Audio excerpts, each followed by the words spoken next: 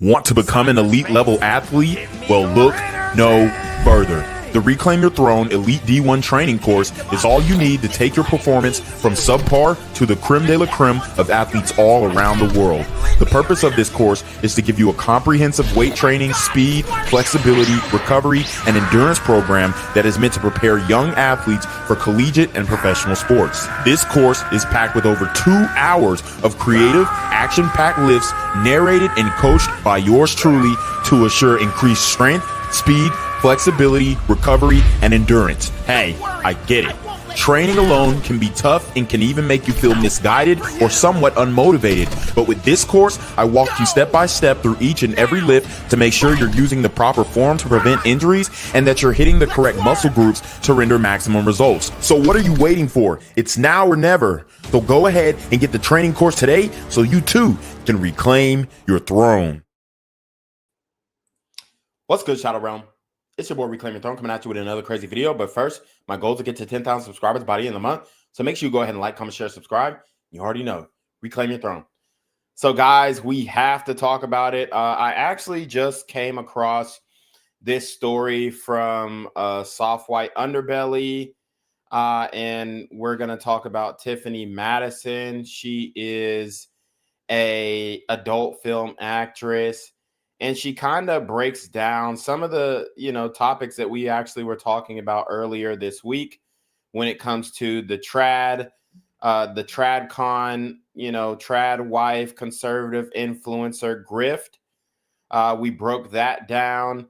And essentially, I wanted to kind of give the backstory and the evolution on how a lot of these women actually enter the industry. You'd be very surprised here because this woman, Tiffani Madison, actually tells her story, and she divulges that her mother got her involved in the game. And, I just want to highlight this video because we have a lot of trad wife influencers who are trying to go at men and say, oh, the men need to stop watching corn and the men need to stop doing this and the men need to stop doing that. But the reality is they have no smoke at all for the same women who are creating this content, which again, you eliminate the supply, there is no demand.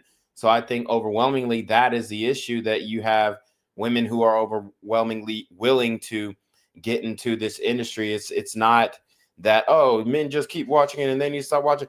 Well, you have to get rid of the supply. And that's who you need to be talking to. You need to be saying, hey, modern women, don't, tempt men to lust. Hey, y'all need to be looking at and watching what you're actually posting online because it could be sexually suggestive. Hey, all these things. And this example is, this video is a perfect example of that. And this is a video of OF model Camila Araujo. And she was actually shocked when 2 kids approached her saying they knew her from OnlyFans when she was with Neon. So let's run this back because I actually tweeted in response to this post that this is what TradCon women don't want to admit. The fact that young kids 10 to 16 are the ones who first see pornographic content, yet they're blaming grown men when we're not even the main viewers. The average male first sees pornography at age 11, yet trad wife influencers refuse to call out the women who create this content and instead focus on grown men who, quite frankly, first experienced the content when they were minors. So I think that was actually a brilliant point by myself. So I want to delve into this a little bit more. So let's watch this video as these young kids, I mean, they can't be anywhere over 12 years old, approaching this woman and say, hey, we know you from OnlyFans. We know your content. We've seen your content. Let's watch. It's Gideon. I feel like I actually know who that is. Who? Isn't that the girl that does OnlyFans? Oh my God. She's... None of that. You should not know that. All that. None of that. How the fuck? Where are your parents? You should be watching Blippi.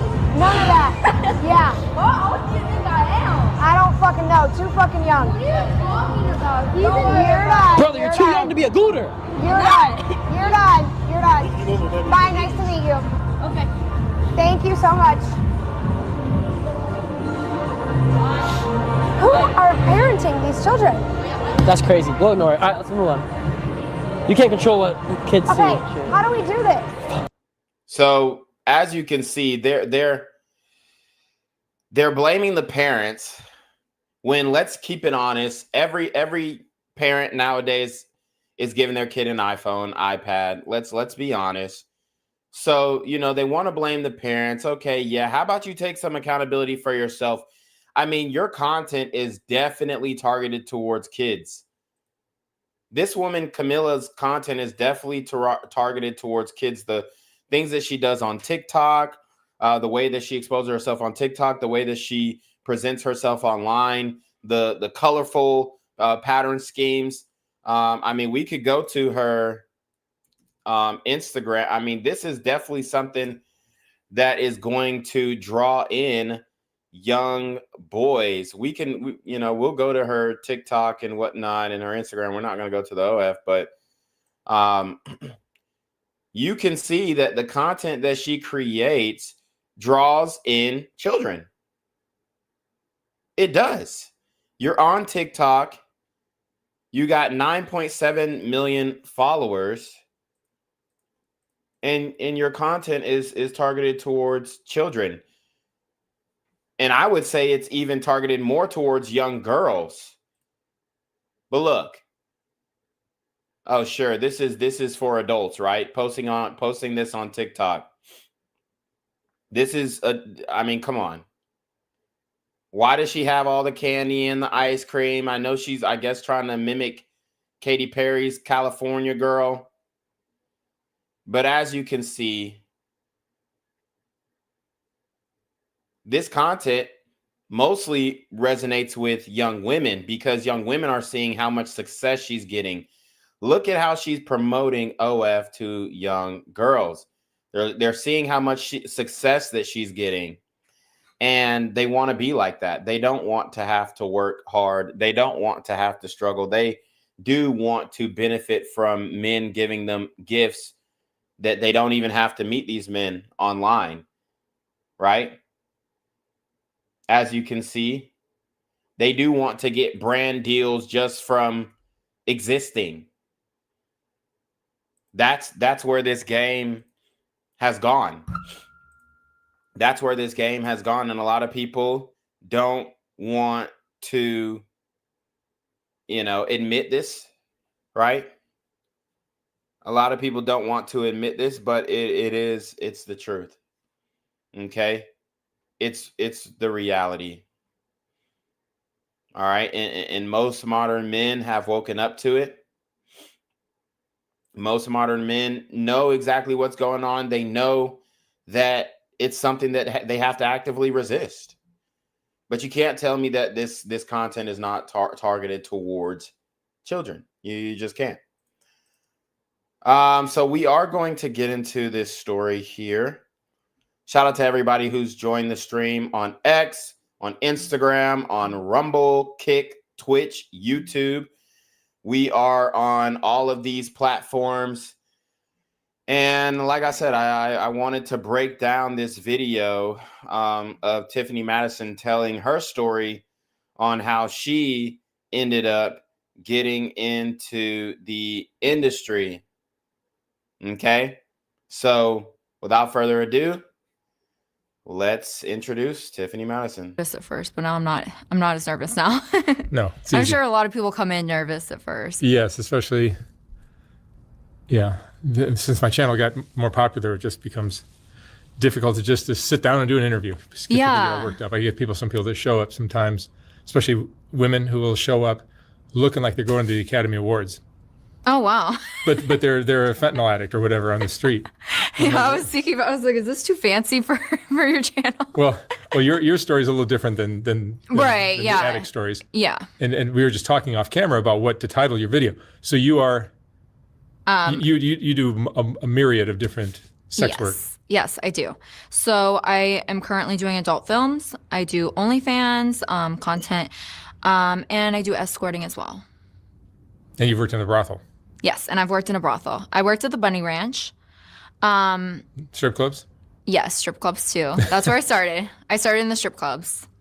The first strip club that I started in, this was in Vegas. I don't want to name. How did you get started in sex work?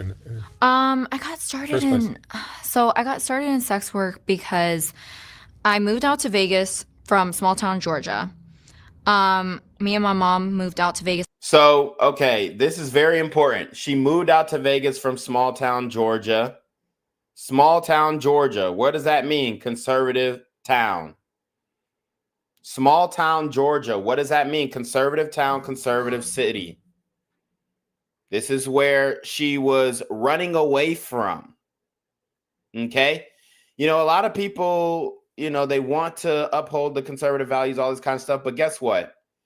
When push comes to shove, a lot of the people who grow up in the conservative households, especially the women, they end up rebelling. They end up moving to major cities because they don't necessarily align with these quote unquote conservative principles. And, you know, you can say, oh, this person's a conservative, that person's a conservative.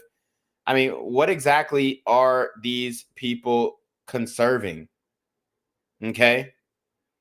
What exactly are these people conserving here? Right? I don't see it.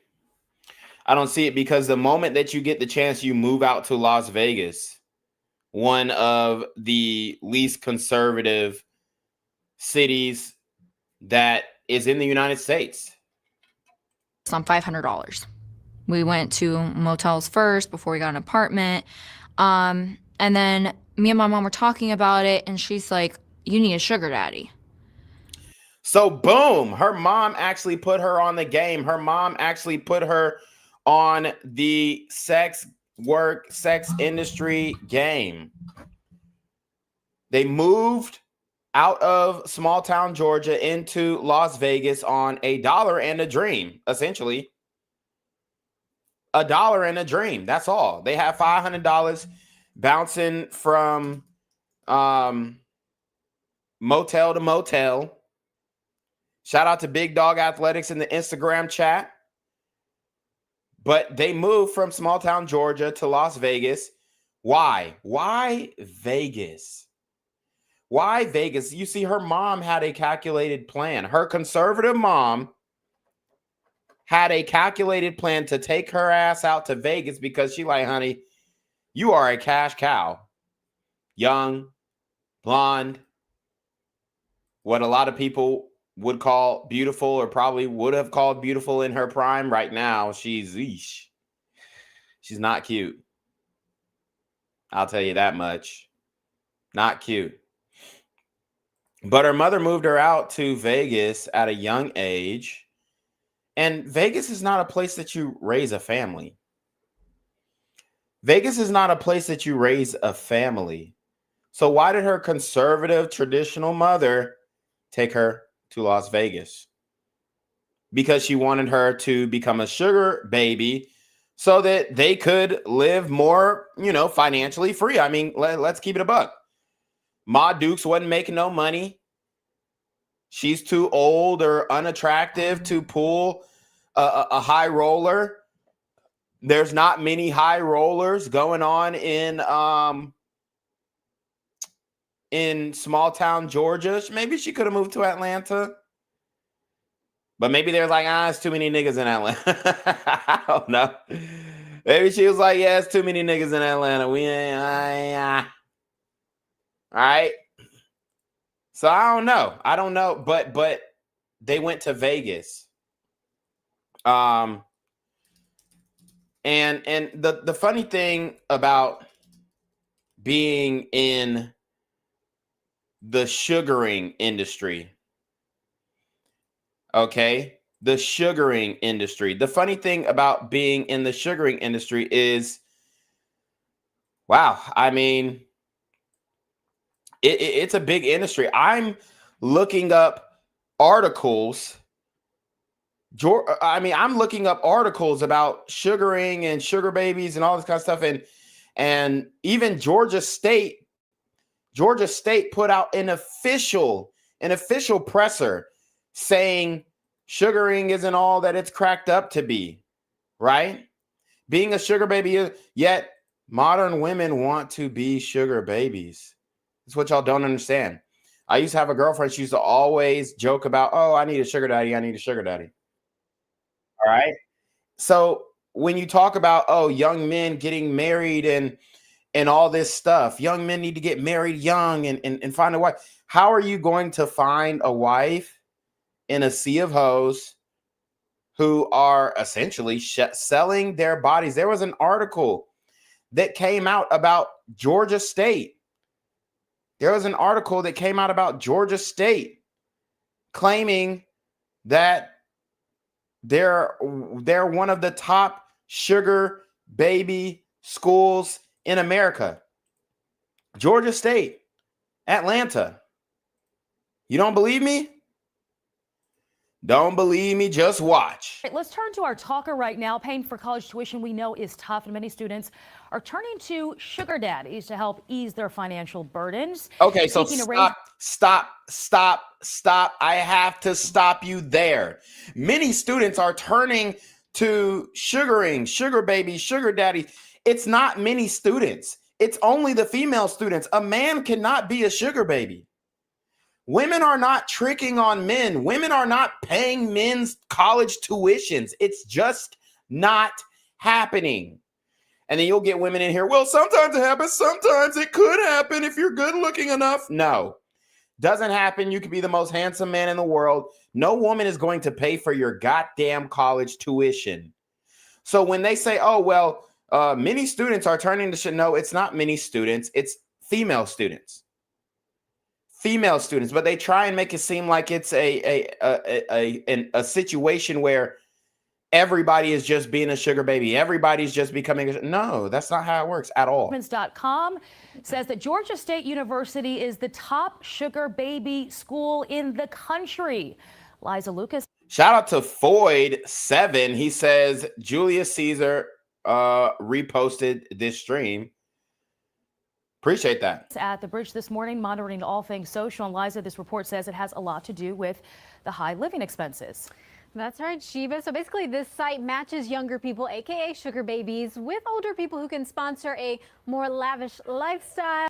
Okay, so this site matches younger people with older people so they can experience a more lavish lifestyle. I mean, these women, it's crazy that 11 Live has these women out here and they're not calling out the fact that this is a obvious gateway into sex work, obvious gateway into potential human trafficking. You have Atlanta, the airport, Hartsfield-Jackson, which is one of the top hubs for human trafficking. And you have 11 Alive News promoting this as if it's just another source of income. It's another stream of income. It's, oh, you know, it's just something to get some extra cash on the side. No, it's prostitution. And that's what it is. Or in some cases, college education. In fact, the site says 2.5 million college students are taking advantage of this site. Now, Georgia. 2.5 million college students are taking advantage of Seeking Arrangement. That's the site that they're talking about. Seeking Arrangements. The state has 1,300 active members. Georgia State has 1,300 active members. Okay, and this was in 2019. Okay, so how many women are enrolled in Georgia State? I'm about to ask. And here's the reality. Let's say just in 2019. Here's the reality too. The women who are enrolled in Georgia State are susceptible to,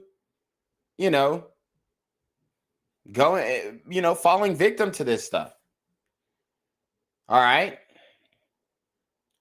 So there were 16,000 women enrolled in Georgia State. And again, these are college educated women. So they love to say, oh, well, y'all are dealing with these dumb you know, dumb hoes. All y'all want to deal with is dumb hoes who don't know anything. No, these are college educated women at one of the top business schools in the country. Georgia State has one of the top business schools in the country in a major metropolitan area with multiple Fortune 500 companies, banks, skyscrapers. I mean, the campus is surrounded by skyscrapers.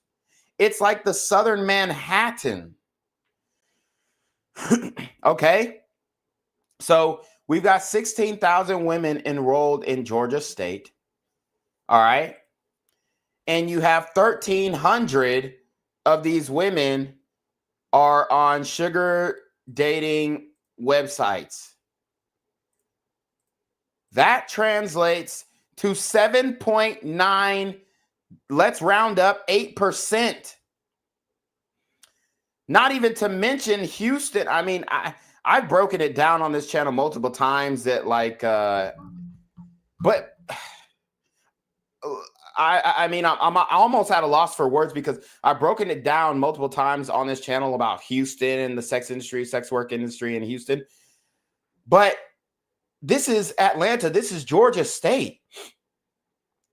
And they have 16,000 women enrolled in 2019. This is 2019 before OnlyFans blew up.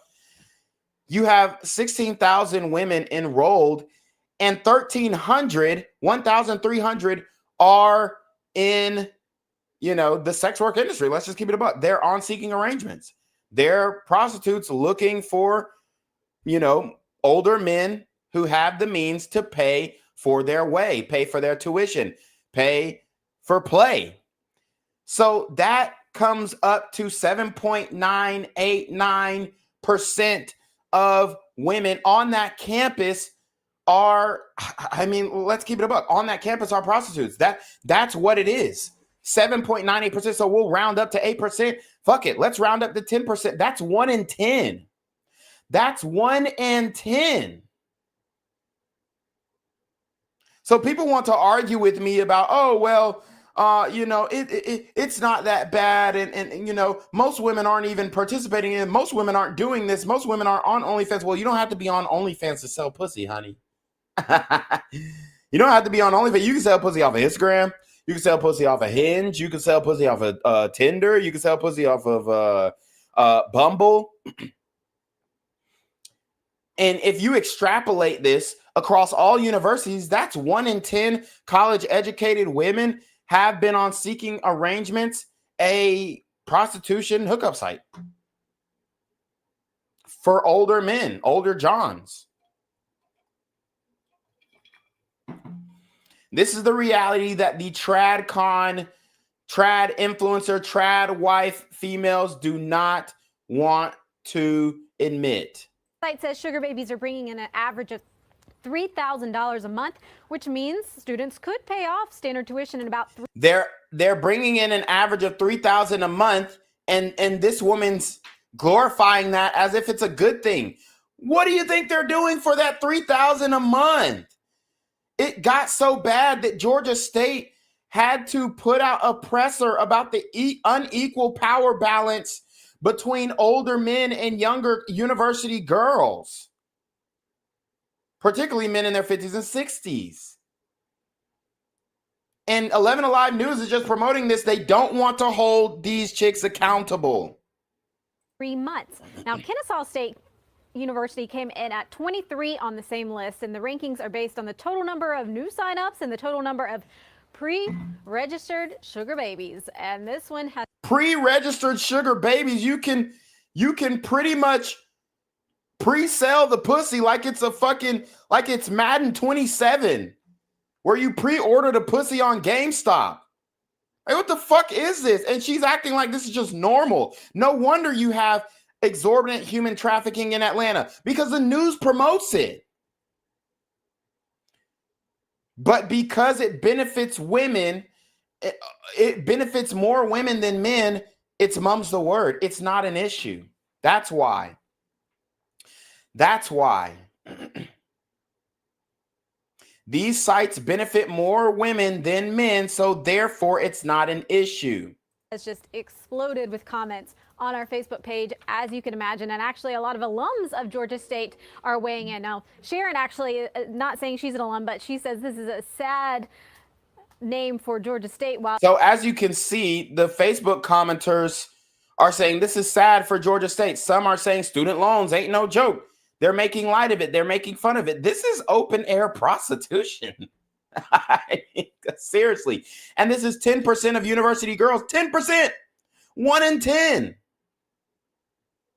1 in 10. 10 out of 100. And it's usually women on the more beautiful side. So people want to, oh, well, why aren't you married yet? Why haven't you found a wife yet? What? Nigga, I'm not trying to wife a hoe. And it's extremely hard to vet if she's been on these sites before. Ian says student loans are no joke. So you can see kind of two sides of the coin here. People talking about the expenses of college. Now, Selena, who was an alum 2015, she says, when I was going there, but I decided to go into debt and pay for it off myself. Still wondering if it was the best decision. Some people in hindsight now have tens of thousands of dollars in debt are looking at this and saying, maybe it wasn't such a bad idea. But obviously people are definitely taking advantage. We want to hear from you. Do you sympathize with the students? What do you think of this idea? Crazy? Let us know. Use the hashtag morning. I mean, the fact that you have a woman presenting this and she's all smiles and she's not saying, hey, you know, this could lead into prostitution. Hey, this could lead into sex enslavement. Hey, this could lead into human trafficking. Hey, this could lead to even underage girls getting, you know, taken advantage of on these sites.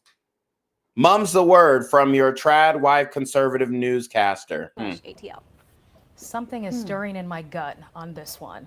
You know, what are these women doing in exchange for this money? Oh, baby, you know what they're doing. You know exactly what they're doing, but you don't care. You don't care because it overwhelmingly benefits more women than men. Well, that's the loophole in all of this, because you're not going to come right out and say, okay, they're having sex for this money in exchange. Some are saying. Actually, we are going to come out and say that. I mean, young men are not fools. Young men are not fools. We're not, you know, just blindly, willy-nilly. No, we've woken up to the game. The red vitamin, the red pill has woken up young men to the game. They know, oh, she's been on Seeking Arrangements. Oh, she's a prostitute. It's just companionship. Some are saying they're just helping these people. Oh, they're friends. But I think that's the loophole into something that's a little bit deeper than what we're looking at right here. This is a topic that I absolutely love. A lot of these women, I've seen documentaries on this, and a lot of them say that they want to become financially stable one day. So they get a lot of guidance when it comes to creating this financial stability from a man, or learning how to create their own business from their man. I think it is unfortunate. I think it's very, very sad, because you know, don't sell your soul just for some money. And but I will say, on the flip side. Wow, she classified joining Seeking Arrangements, selling pussy, as selling your soul. So maybe she does have some integrity, but now she's going to be the devil's advocate and argue the flip side. Student loans. I think this presents a bigger problem. The fact that women have a bigger issue, right? Bigger issue. The fact that women feel like they have to put themselves out there. And well, what the hell do men do? I mean, men are out here, struggling to get a job outside of college, struggling to be successful outside of college. They're acting like men just is, you know, it's just easy as pie. No, it's more likely that a woman is going to be employed over a man in the workplace in corporate America today.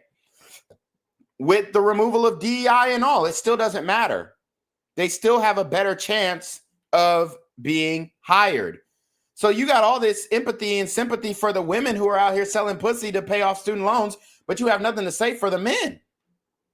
Sometimes their body out there just so they can get an education. It's and sad. we're in a city where sex trafficking and human trafficking is a major issue. I said that. So to think that all of these sugar baby relationships are just, well, let me just give you some money. Right. Do we know it's a little naive. Do we know it's mostly women doing it? Is that? No shit. No shit, Sherlock. And to confirm that, let's say, what percentage of sugar babies on Seeking Arrangement are female? That's the question I'm asking. 89%. 89% of sugar babies on Seeking Arrangement are women. Talking about some, do we know if it's just women doing it? Duh. Who's going to pay a man for? Nobody's paying a man for sex. Nobody. No woman is paying a man for sex. The only person who's paying a man for sex is a homosexual man. No, it's also men. It's also men doing it. If you go to seekingarrangement.com, it's been around. Oh, it's also men. No, the men are the consumers. The men are the Johns. The men are not the ones selling their body. And it's a small minority of men who are even able to supply what these women are asking for on Seeking Arrangements, because they're asking for, again, on average, $3,000 a month. For at least over 7 years, and it's men. On there as well. All right. Time to go. Time to go. Oh my God. She's full of shit. What did she say at the end? What did she say at the end? Oh, it's men. It's men. Oh my God. Oh my God. She just misrepresented the whole story. If you go to seekingarrangement.com, it's been around for at least over 7 years, and it's men. What? What? You go to seekingarrangements.com and it's been around over 70 years and it's men.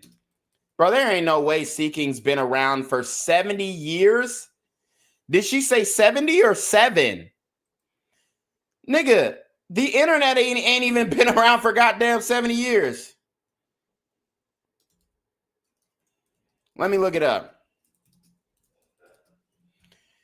When did Seeking Arrangements start? So Seeking Arrangements started in 2007. 2006, 2007. So it hasn't been 70 years. Okay? Talking about something, oh, and it's men. No, men are on there, yes, paying. They're the ones paying, but it's a small minority of men who are financially, who have financial abundance. Do we know it's a little naive? Do we know it's mostly women doing it? Is that? No, it's also men. It's also men doing it. If you go to seekingarrangement.com, it's been around for at least over 7 years, and it's men. Okay, so she said 7. On there as well. All right. Dude, it's what? There aren't men on Seeking Arrangements looking for sugar mamas. It just doesn't happen.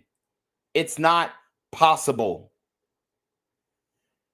You could be the most attractive man in the world. A bitch. These women ain't even paying for first dates. You think they're going to pay for you to have sex with them? No. No. So Georgia State had to put out an official presser. This is from the dean of students at Georgia State. The dean of students at Georgia State had to put out an official presser in September 10th, 2020, during COVID, might I add, about how dangerous and taboo seeking arrangements can be. Let's read this article. Sugar dating. When someone receives gifts or money in exchange for a dating-like relationship, one taboo has become more readily discussed over the past decade. It's not uncommon and far too easy for college students to turn to websites to find someone willing to pay for their tuition. At Tulane, as many as 4% of its female students are members of these websites. These websites market themselves to young, vulnerable people, as over a third of their registered users are college students. And one website sends out a press release every January promoting themselves as an alternative method of financial aid. A new sugar baby described her experience as being pampered and valued. But this sort of relationship can sour quickly due to the unequal power balance in the type of relationship. Yeah, there's an unequal power balance from the aspect of the woman because they are using sex to tempt these men into lusting after them. A lot of times it's married men. So, I mean, these women have blackmail material on these men. So they want to say, oh, unequal power balance of money. The woman can just stop accepting the money, simply. And she moves on about her day. The man is down $3,000 a month on average. The reality is that any relationship predicted on the exchange of money or material provision for sexual intercourse creates a dangerous power imbalance and is not a relationship at all. So Georgia State Dean of Student Presser is actually admitting that these relationships end in sex. The power imbalance in these relationships make the sugar parent feel entitled to do whatever they please. Lauren Hirsch, the national director of World Without Exploitation, an anti-trafficking group, has said that very often they hear extraordinary violence takes place when the door gets shut. an international student who did not have a visa to work turned to being a sugar baby to make ends meet. After complying with her sugar daddy's request to have sex with him for $1,000, he refused to pay her and instead took his t-shirt off, wrapped it around my head, and tangled it around my neck. I really thought he was going to keep me hostage. These websites are closely monitored by undercover law enforcement to identify relationships that cross over into sex works, especially with the legislation like Fight Online Sex Trafficking. And they're not even trying to stop these women and banging these women up and putting them on charges for meeting up with these men and soliciting sex. They're actually stopping the Johns. They're stopping the men. They're blaming the men for this site and why it's so popular and why the women are going after them to quote unquote seek arrangements. So that comes from the official website of Georgia State.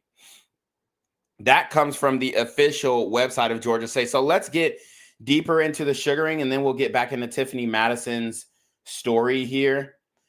Let's get deeper into the sugaring, and then we'll get back to Tiffani Madison's story. University adds 155 sugar babies, second after NYU. Now, this, I believe, is, let's see, it may be the new popular job for students right after delivering pizzas. Again, might be popular for students. No, it's popular for women. It's not all students. It's not male students. It's female students it's popular with. Last year, a total of 155 additional university students signed up to become sugar babies on seekingarrangement.com, according to a press release from the website. And I believe this is for the University of Georgia. Okay. And I'm going to read a couple of these articles. A sugar baby is a young person. Again, it's a young woman who provides companionship to an older sugar daddy or mommy. They keep trying to make it seem like there's women who are tricking on men. It's not happening. In exchange for money and gifts. The university had the second highest number of students signing up in 2011 among colleges. New York University was in first place with 185 new signups. Georgia State University and the University of Southern Florida were also in the top 20.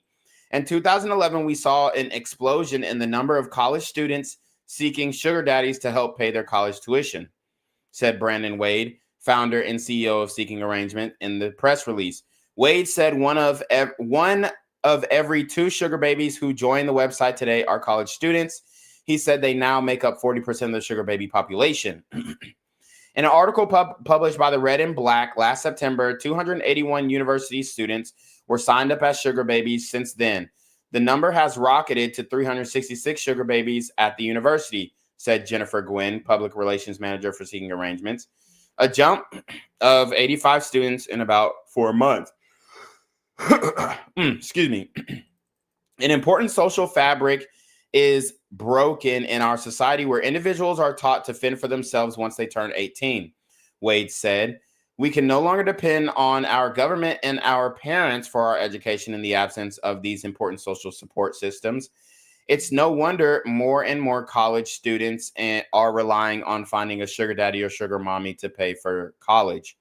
Seeking Arrangements offers a sugar baby college certification for students who register with their university email addresses, which is how Seeking Arrangements calculates how many students from each school use the site. Wow.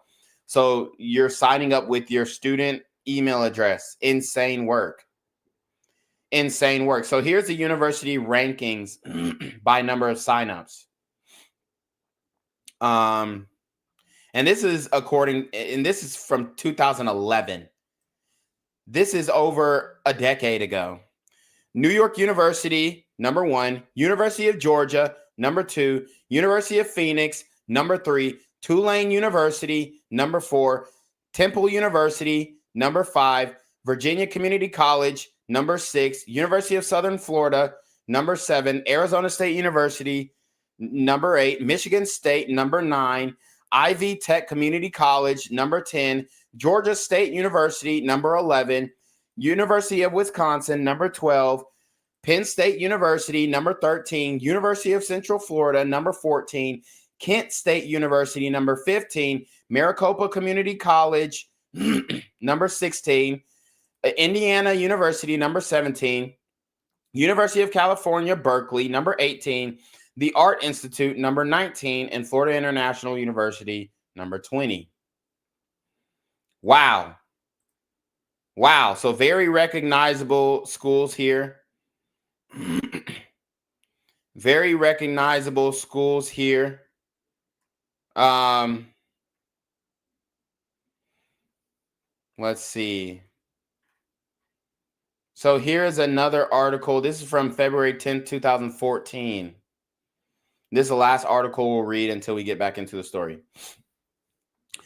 Paying college tuition with loans or scholarship is not the only option. SeekingArrangement.com is an online dating website that specializes in connecting young people with potential benefactors who will financially support them. It is the largest sugar daddy dating website with over 2.7 million users worldwide. Excuse me. And 42% of the sugar baby members are college students. The fastest growing sugar baby school is the University of Central Florida with 474 new users, while the University of Georgia claimed the 11th spot with 185 users, according to this year's list of fastest growing sugar baby schools. And that was 2014 when I was still in school. In an email to the Red and Black, Leroy Velasquez, public relations manages for InfoStream Group, Inc., the company that manages SeekingArrangement.com, said, the dating website can be a resource for those who cannot afford the rising costs of college tuition. 1 million college students worldwide have joined SeekingArrangements.com, the world's largest sugar daddy dating website, in hopes of securing a wealthy benefactor to help pay for college. Velasquez said that website strives to promote a culture of generosity and honesty for benefactors and users. We specialize in mutually beneficial arrangements, he said. These people create online dating profiles like any other dating website, except the main difference here is that they actually put together or put either as a benefactor what they're willing to provide financially per month, or as an attractive member what they ideally would like to receive per month.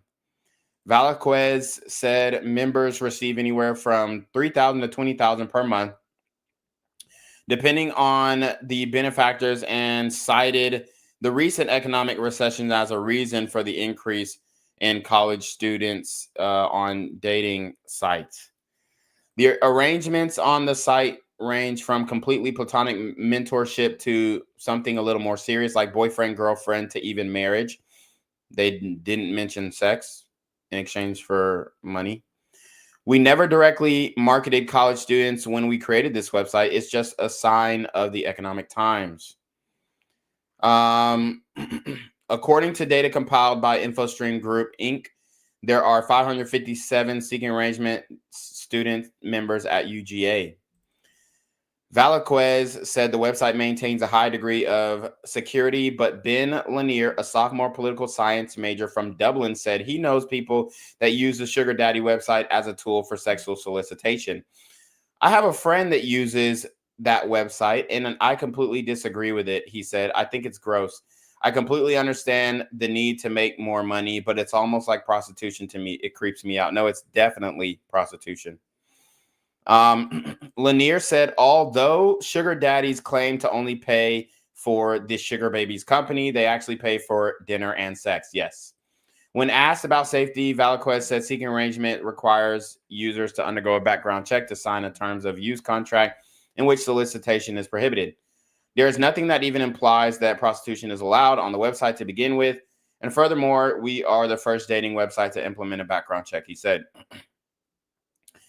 Velasquez said the process facilitated by background check services provided by TC Logic, despite its possible utility for paying for tuition.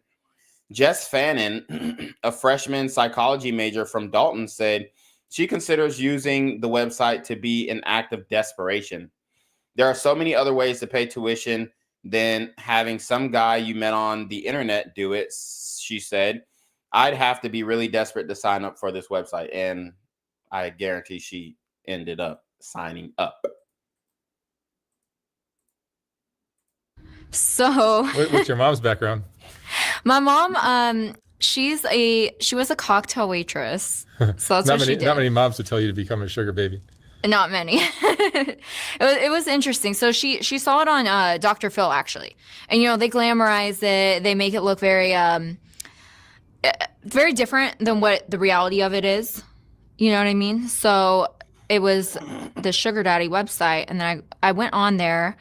And quickly I realized most of these guys were looking more for escorts. Yep. They weren't necessarily looking for like dating, sugar. So here you have a woman who was on the sugaring websites.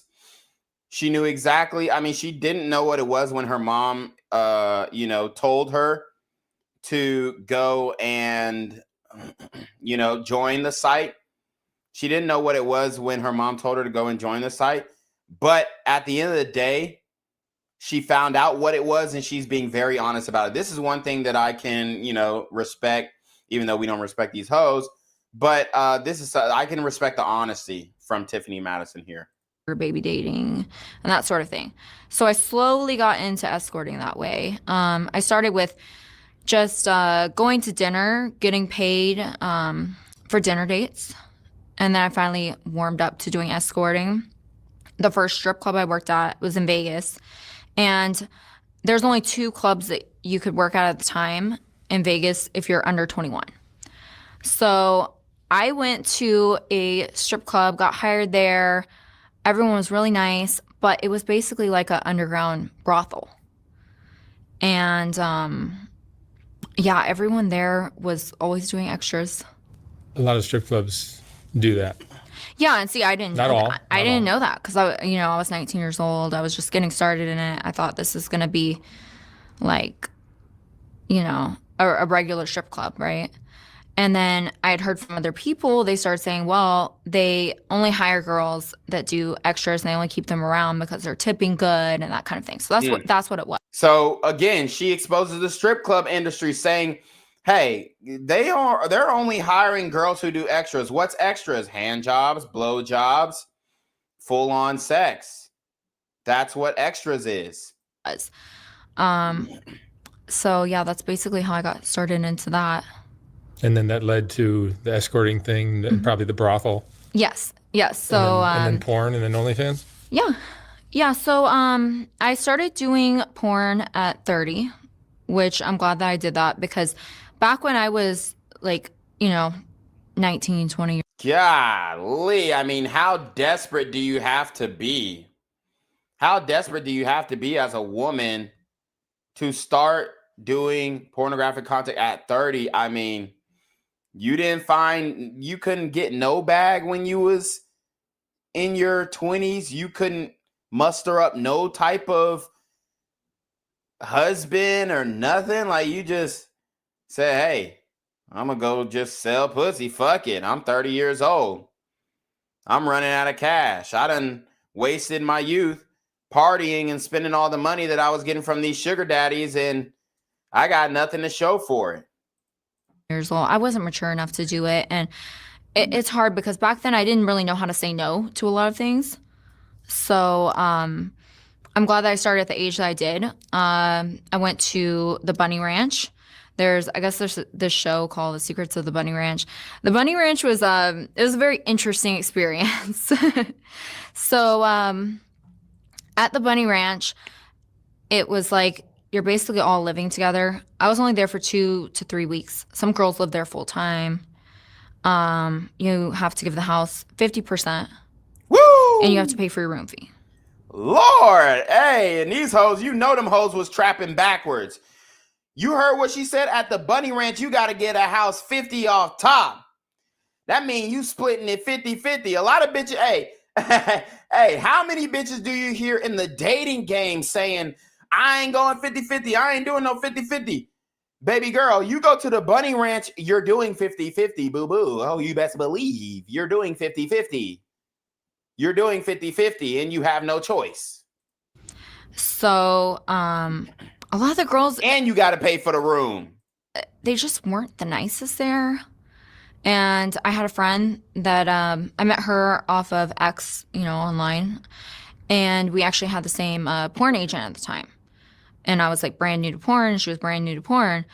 So we actually got rooms next to each other, so it made it a little bit more fun. But they were very strict with what we could do.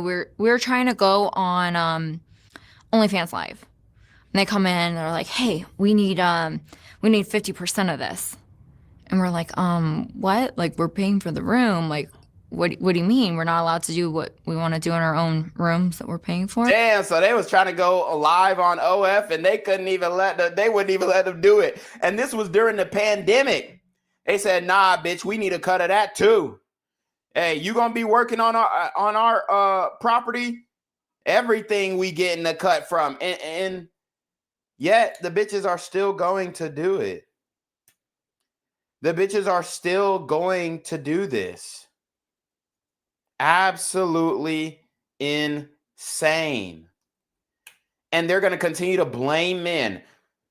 Baby, here are the people who are joining the industry. It's not men, it's women. And I've heard other brothels are a lot better than the Bunny Ranch. I've heard different girls have better experiences at different brothels. So why you ain't go out there and try them? I think everybody you're going to encounter in that whole industry is probably looking out for their own pockets. Oh yeah, absolutely. And I get that, but it's just kind of ridiculous to say, well, you're paying for the room and you still have to pay 50% for something that they're not really a part of. How do you feel about being a sex object, basically? So it's interesting. It's interesting. Let's keep it a buck. She thinks it's hot. I mean, she literally has a onesie and you know her ass is out. Like, you know that's a thong behind that. I wanted to come on here and kind of humanize myself where people could see the real backstory of who I am as a person, where they wouldn't look at me as a sex object as much. Tell me about how you... So doing an interview is going to humanize you and make people not look at you as a sex object when they can just look up your name and then you fucking online? Is that what we doing? Right. So I grew up in a small town in Georgia. I grew up middle class. My dad worked a blue collar job. Nothing really. So again, dad worked a blue collar job, middle class,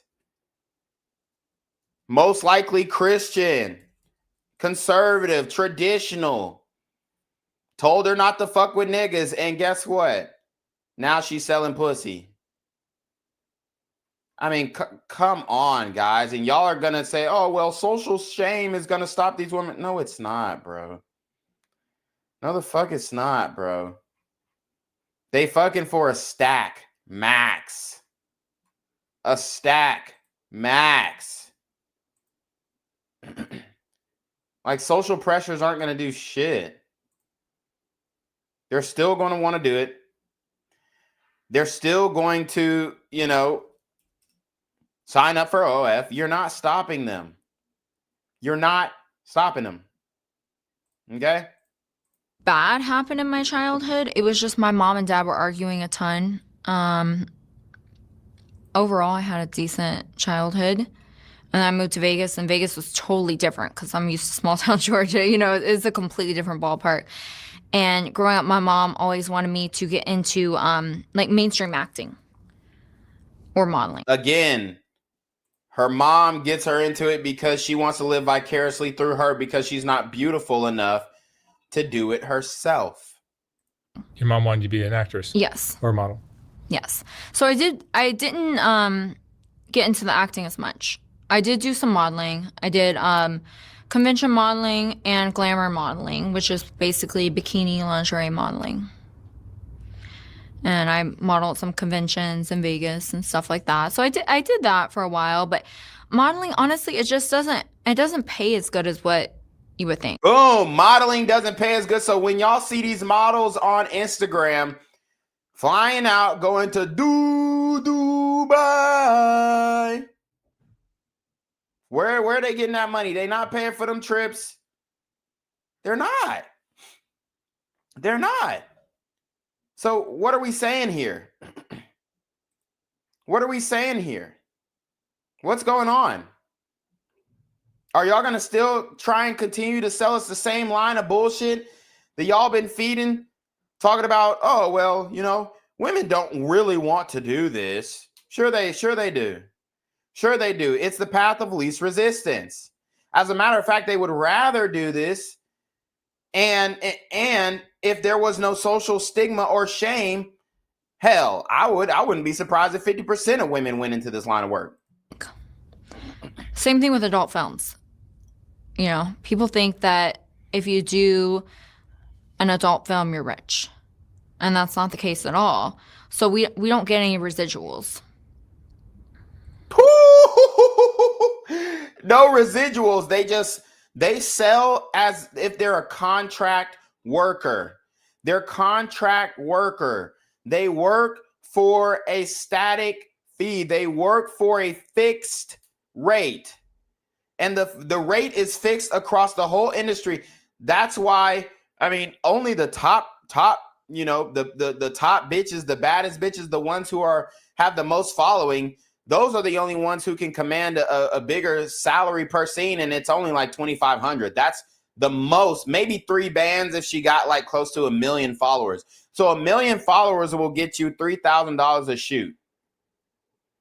So Tiffani Madison, she only got like 10K on Instagram, 9K actually on Instagram. I mean, she's definitely shooting for a band, 1,200, 750 to a band max. Have you found sex work to be in general as lucrative as you were hoping? I mean, it definitely can be. It definitely can be. But it depends on the situation. So like people, you know, they assume that adult film stars are making a killing and we're famous. So we're making all this money, and they associate the fame with the money, right? And it's like, in reality, we are getting what I would consider underpaid.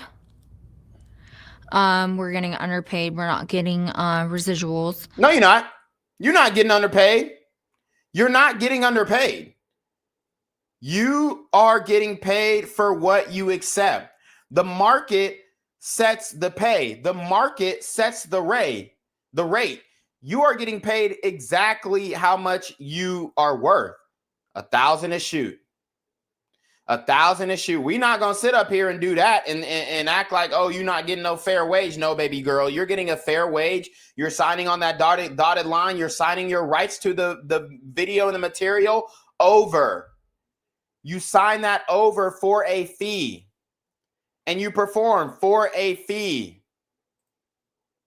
That's it. It's nothing deeper than that. It's nothing deeper than that. You are not worth more than what you get paid for a scene. That's how the free market works, baby. And then say we go to one of the conventions, one of the events to meet fans, right? So the next convention I'm going to is Exotica in New Jersey. So when we go to Exotica or AVN or any of these conventions, we have to pay for our own flight. We have to pay for our hotel room, everything. We have to front it ourselves. And the fans think that we are just making all this money. And it's like, well, we sell like prints. We do Exotica. They let you do lap dances. Literally, she's trying to think of the streams of income. Oh my God, it's that bad? She's trying to think of the streams of income. She's trying to think of the streams of income like conventions that happen once a year. She's definitely still working in the strip clubs, because ain't no way she's living in LA supporting herself and not working in the clubs and doing extras. So it's like prints, selfies, all that, right? And sometimes girls go minus, to be honest with you. If they're not, girls go minus. What she means is girls experience a deficit. They experience a financial deficit. They experience a financial deficit because they're spending more on travel, on lodging, which is, the roof over their head, hotel, whatever, to go to these conventions. And if they ain't selling enough pussy when they get down there, they're going to go in the negative. So she's saying girls go minus. She has no financial literacy. She has no financial literacy, and she gets in the game, and you're going to be shocked at the revelation that she gives up later on in this story. You're going to be absolutely flabbergasted how horribly this woman is managing her money, and she's been in the sex work industry for over a decade. Escorting, they could go minus. Losing money. Yeah. Yeah, and people don't expect that. They think, oh, well, you do adult films. You have so much money. You're so famous. You're so... Yeah, because when they travel, they spend that money in the destination that they go to, trying to make it seem like they just live in this lavish life, and confusing and misleading other young women into following them into this lifestyle. You know, it's like, yeah, we're out to the public eye, but like we're finding all this money ourselves. Do you have children? No. Have you had romantic relationships? Yes, I have. And how do you find being a sex worker affects your relationships? I think it's definitely harder, but honestly, like a lot of girls would say it was harder once they got into doing adult films. For me, it's not really harder because I've been, you know, doing sex work since I was 18, 19 years old. Doing sex work since 18, 19, and guess who got her in the game? Her mom, dude. Her fucking mom. From small town conservative Georgia with a dad in the household as well. Come on, y'all. So I don't really know any different.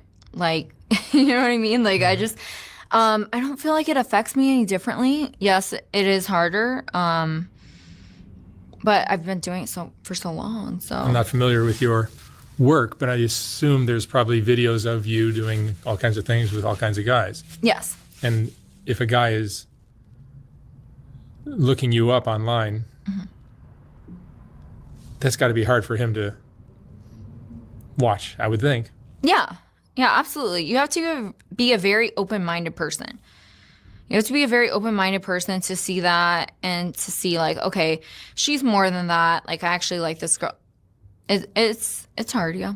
Yeah, it takes a special guy to handle that. Absolutely. Are you happy doing Yes. this? You are? Yeah, I am. That's good. And what does mom think of it now? Okay, so she's not, as weird as it's gonna sound, she's not a big fan of the porn stuff.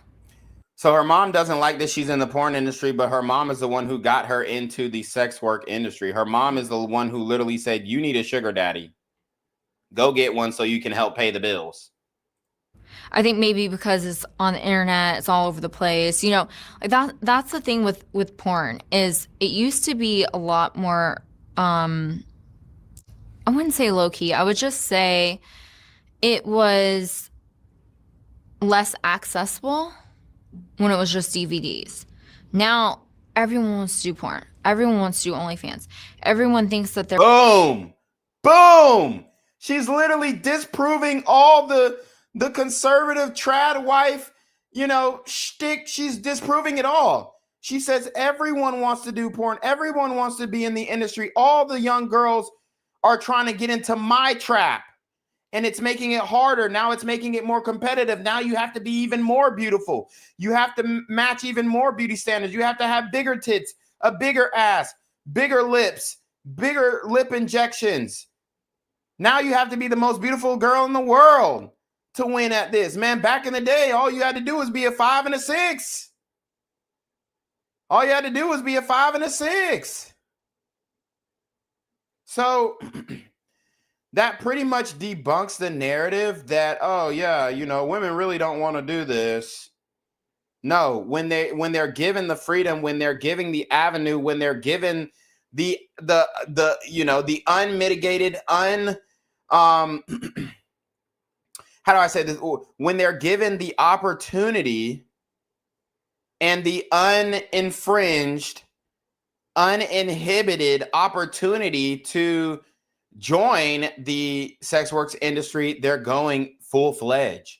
Listen to what she said. She said, now everybody wants to do this. Everybody. She talks to women. She talks to more women than I do. She talks to more women than you and I do. She talks to more women than these trad wife chicks who are trying to LARP online and act like they're, you know, some conservative. Bro, she talks to more women than those women.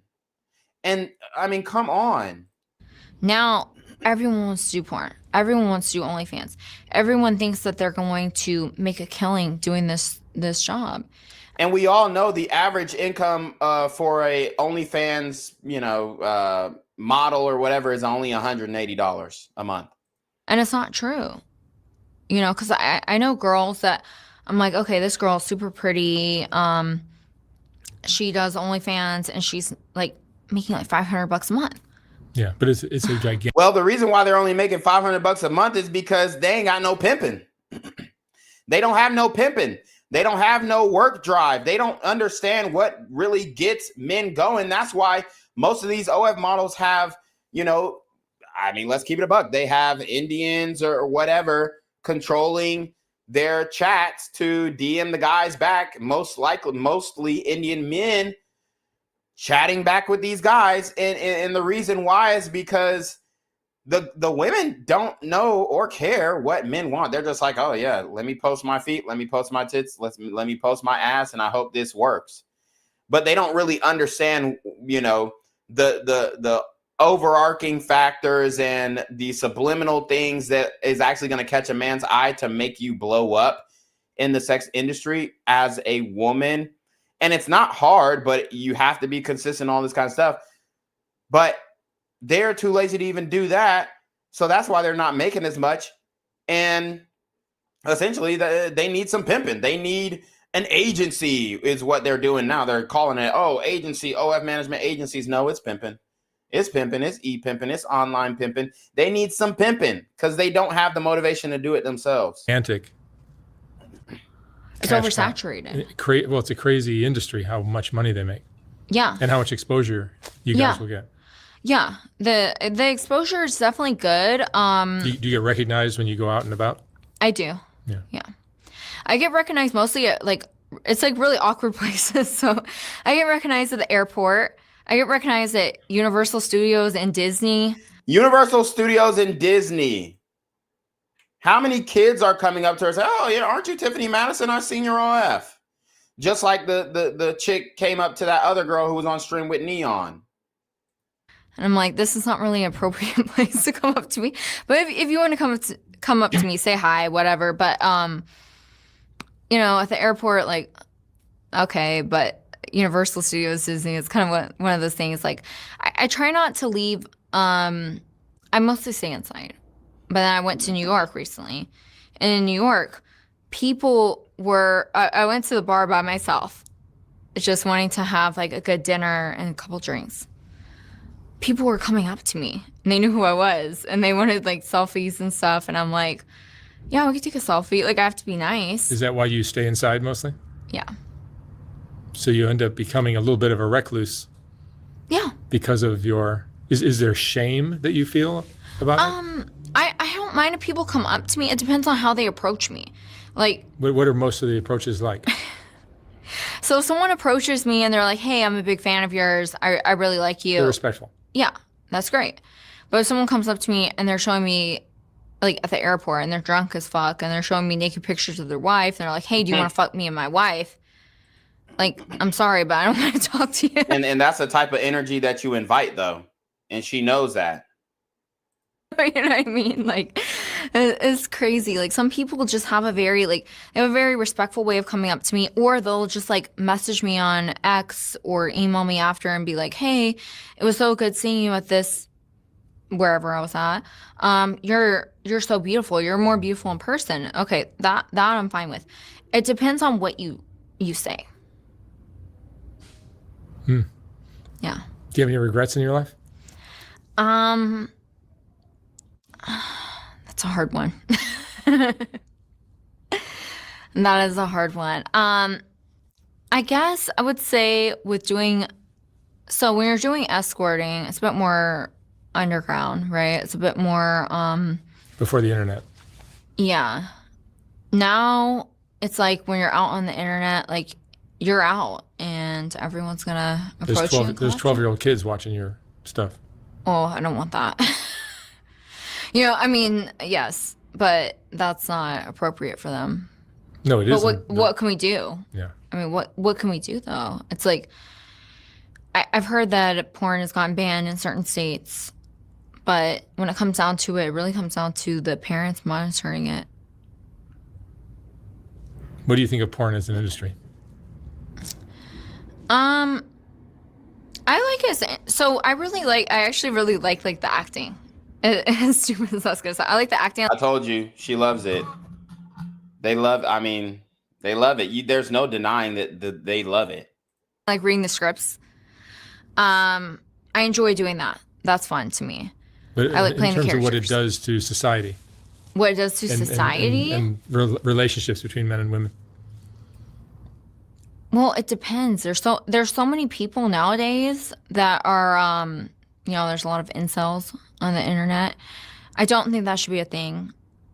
I really don't. I think that. So she's about to speak on some dating and relationship like concepts. So let's listen up. Men should approach women. If they get rejected, oh well. You know what I mean? Like, I feel like that has brought in a lot of the fear of rejection from men. So I find it interesting now that we live in a time where, because of technology, I hate to be so crude, but like guys who are a 2 or 3 can interact with a girl who's a 10.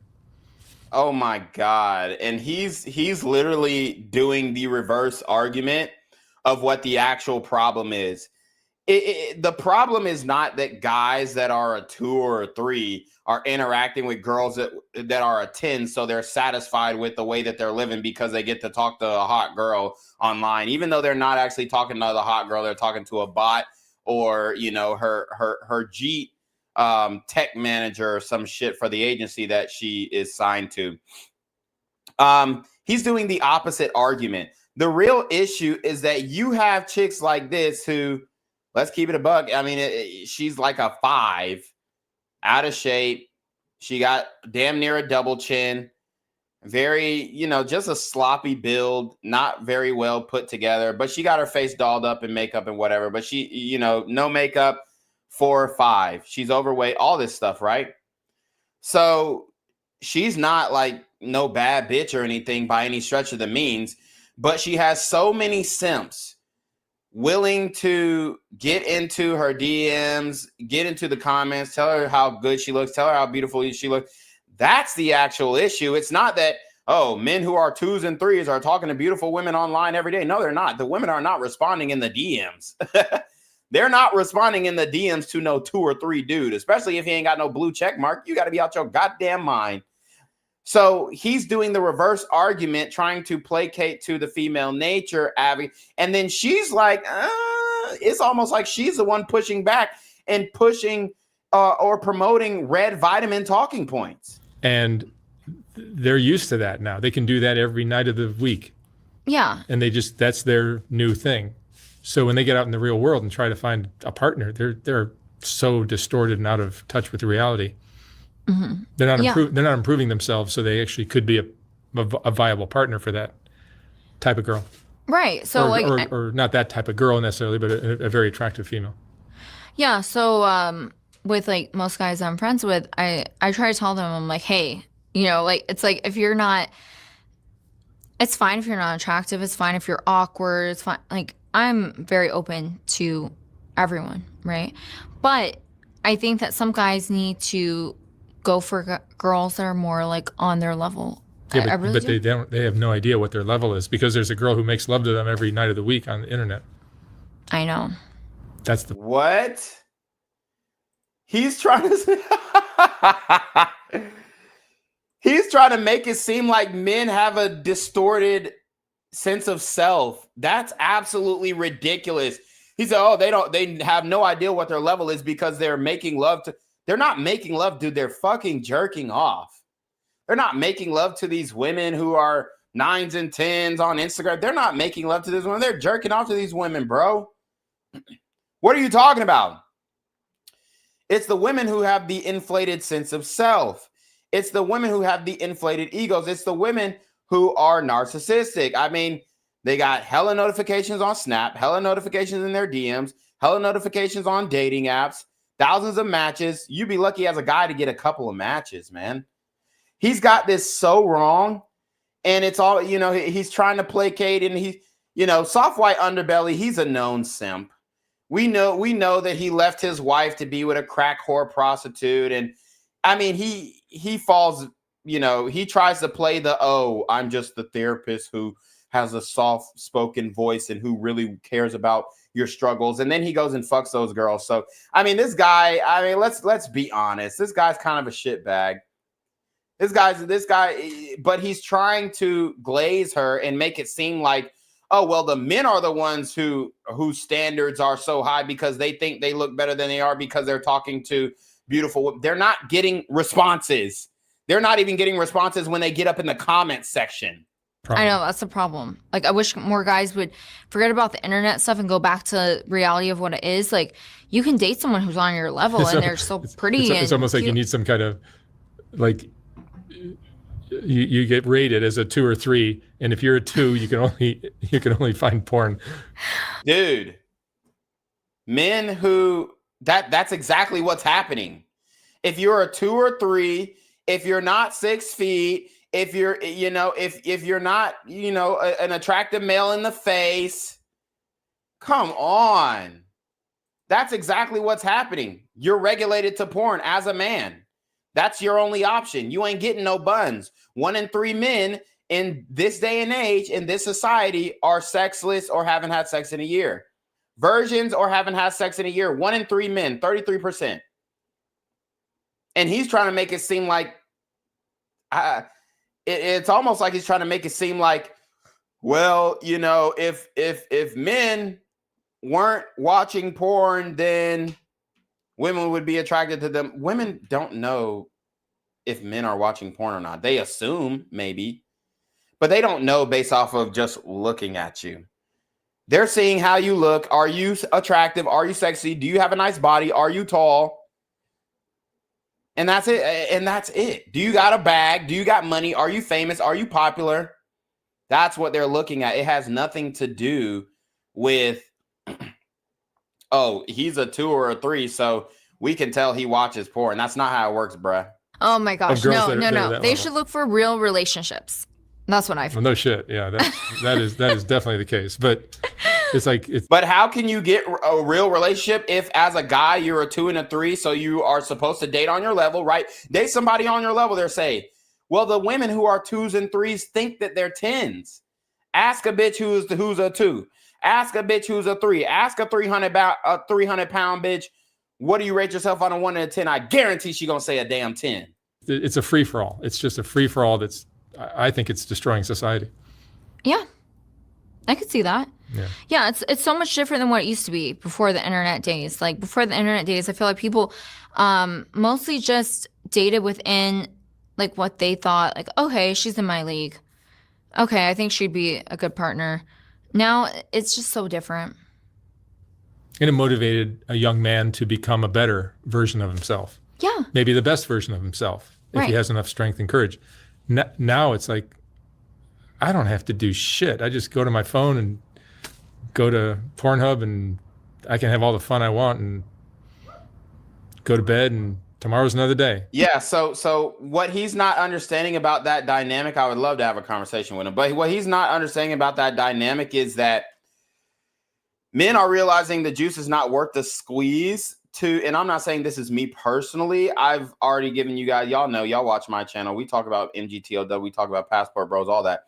Men are realizing that the juice is not worth the squeeze to pursue women in real life, so then they're resorting to porn. You think men would choose jerking off over actually having sex with a real woman? You got to be out your goddamn mind. And that's actually what's happening. It's not that, men are approaching women and the women are rejected. Well, it's not just that. Yes, men are getting rejected at super high rates, for sure, 100%. Flake rate, 100%. Women say, oh, yeah, I'm free this time. You set the date. Everything is set in stone. You text her, the same day, even in the morning. Even if the date is in the evening, you text her in the morning. She don't text back till late, and then last minute, she's, oh, well, I had a rain check. Oh, my grandma died. My cat threw up. My dog took a shit on my rug, and I have to clean it. We all know, man. We understand this, and as men, we take that up to the chin.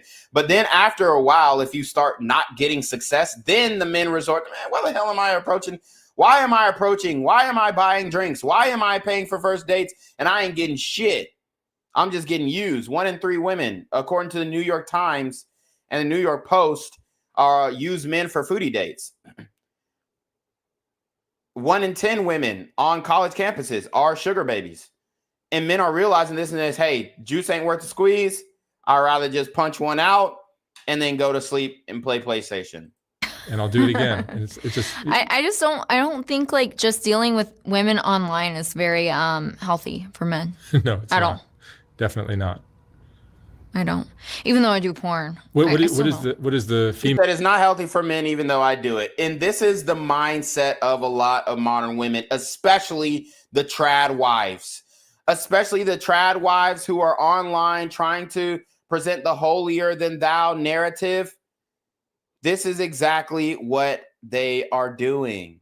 Male equivalent of that, because I'm sure there's some way that it's bad for women as well.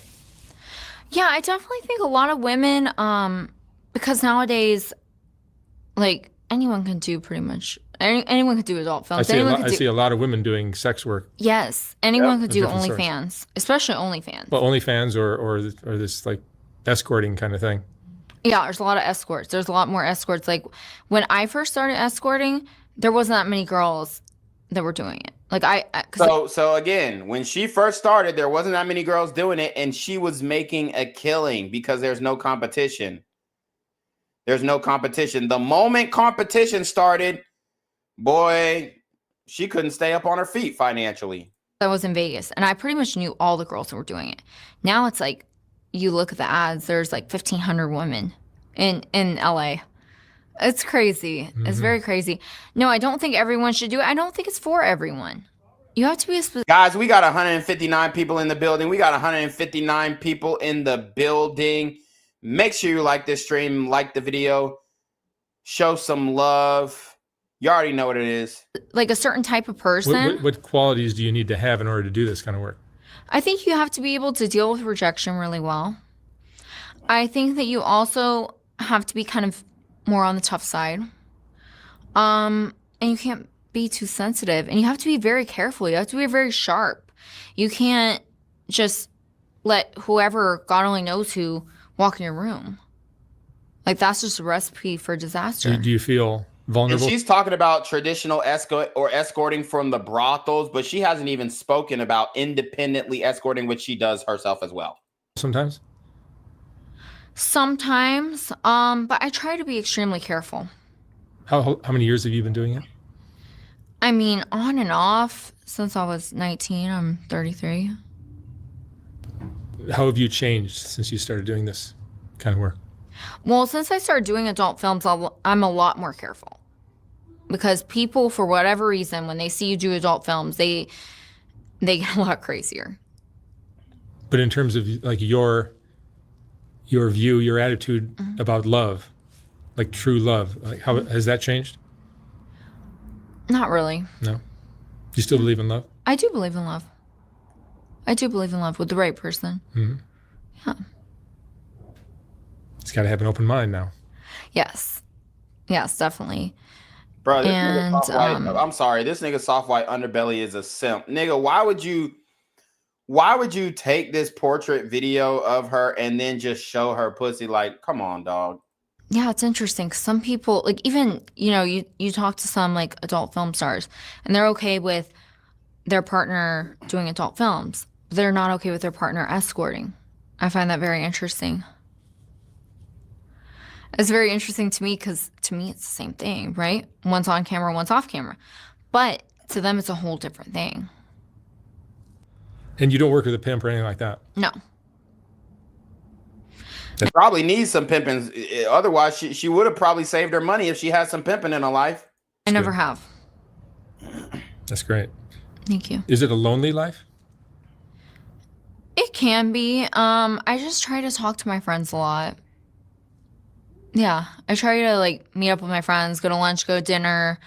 I just try to be, stick to my friends and stuff, and then I feel less lonely. But what is your dream? What do you hope happens one day? Do you have like a Pretty Woman thing?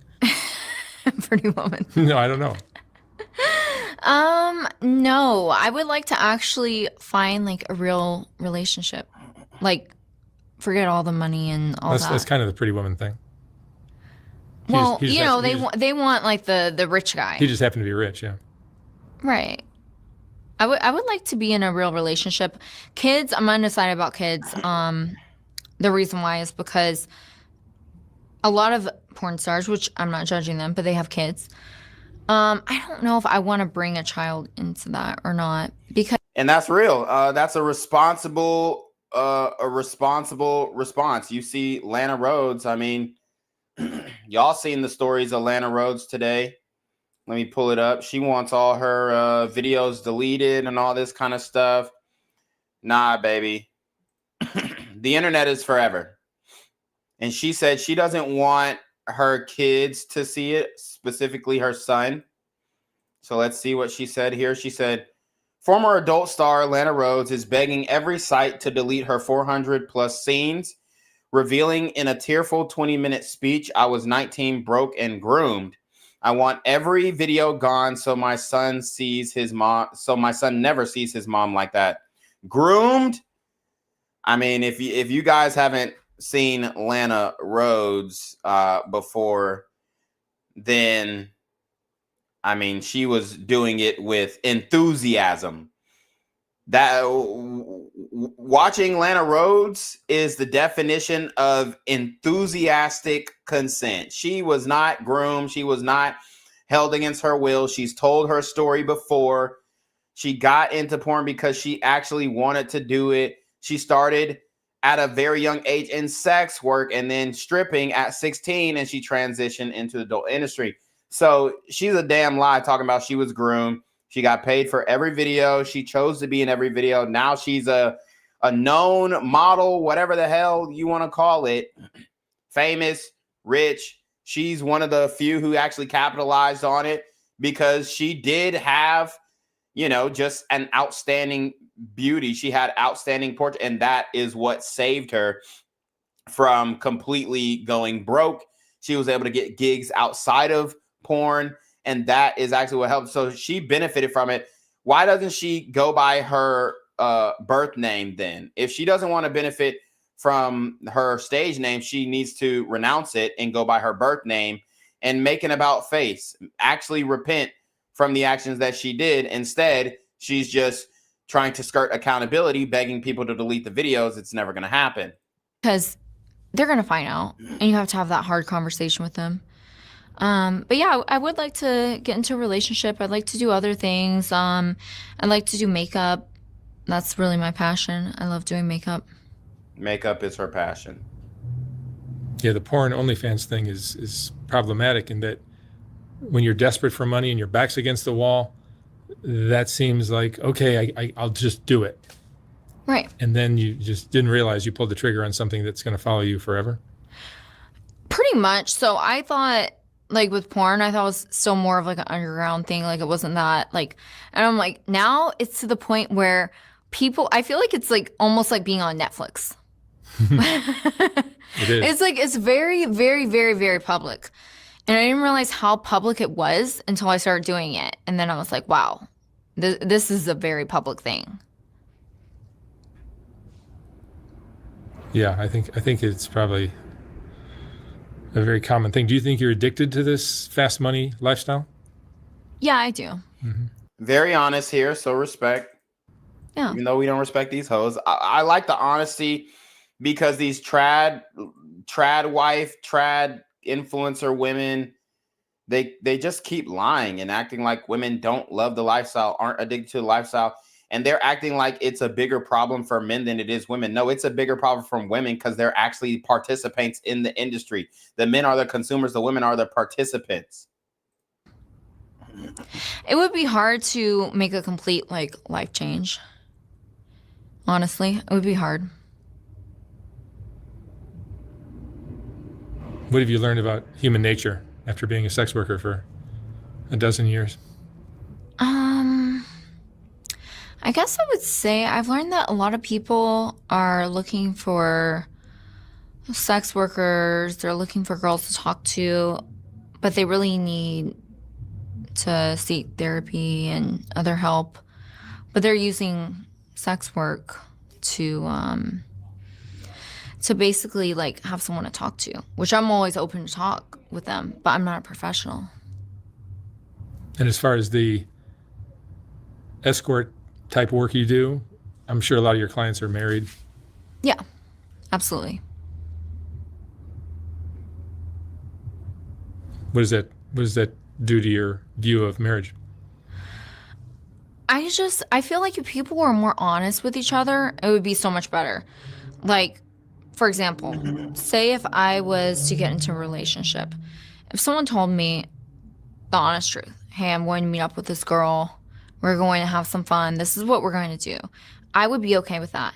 Now, everyone would be, but I would be okay with that. I just want to know the honest truth. I don't think that there's any point in lying, going behind people's backs and things like that. I just think that that's like ridiculous, and I don't think that that should be okay at all.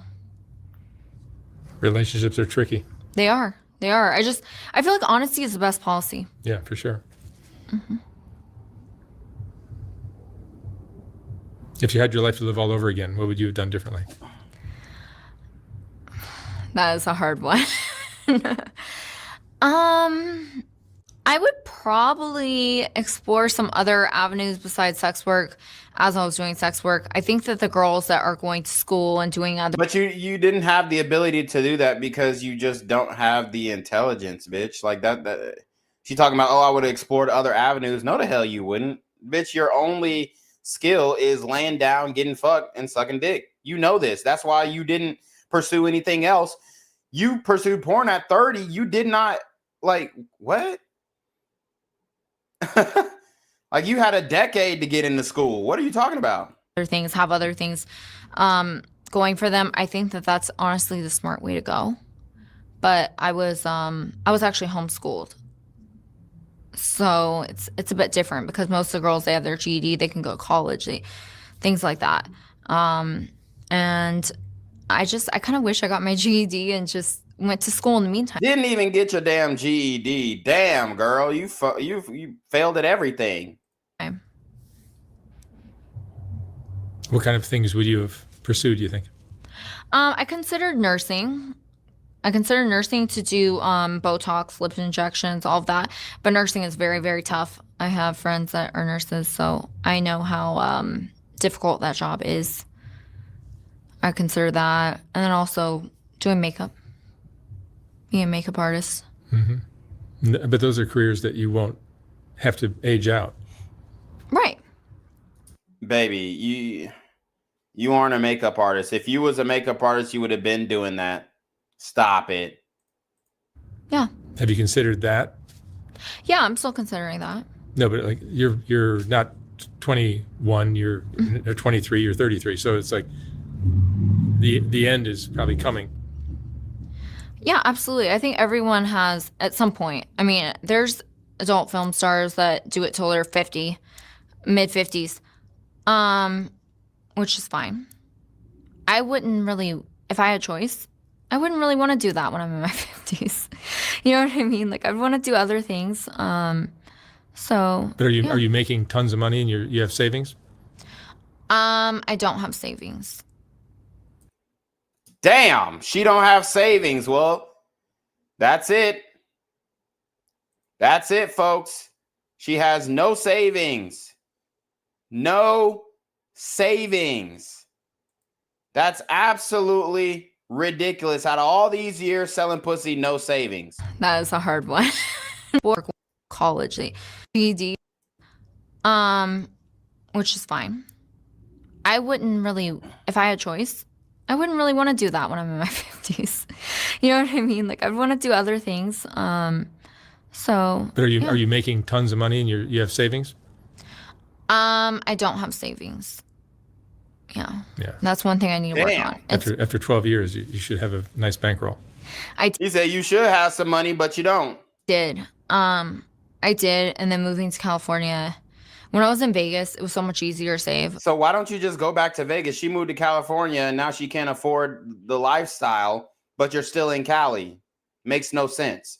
She thought she was going to make more money in Cali, but she's actually taking home less money. Even if she's making more, she's taking home less. Trapping backwards with your pussy, bitch. You don't have much time. Moving to California is so ridiculously expensive. And then along with the rent, the gas, food, everything is being crazy expensive. Then the traveling on top of that becomes really expensive. Sure. And I don't think any girl, like most girls, like they spend their money, like, you know, on shopping and stuff. And you live in LA now or Vegas? I live in LA. You live in Well, LA? I live in the Valley. Okay. Which is the Woodland Hills. epicenter of the porn industry, right? Yes, that's why I live there. What kind of things have you seen in that industry? Have you seen crazy behavior? Oh yeah, 100%. You see everything. Tell me, give me an example or two. You see everything. You see some people that are more normal, and I find it very interesting when people that have college degrees, they're very educated. Yeah, I've interviewed porn actors who are as cool as can be. Yeah. Some of them. Yeah. When you see some people that have come from a better childhood, a better family upbringing, they came from money, and yet they're doing porn, I'm like, why are you guys doing this? There's a lot of suicides in that industry. Absolutely. So that tells you something.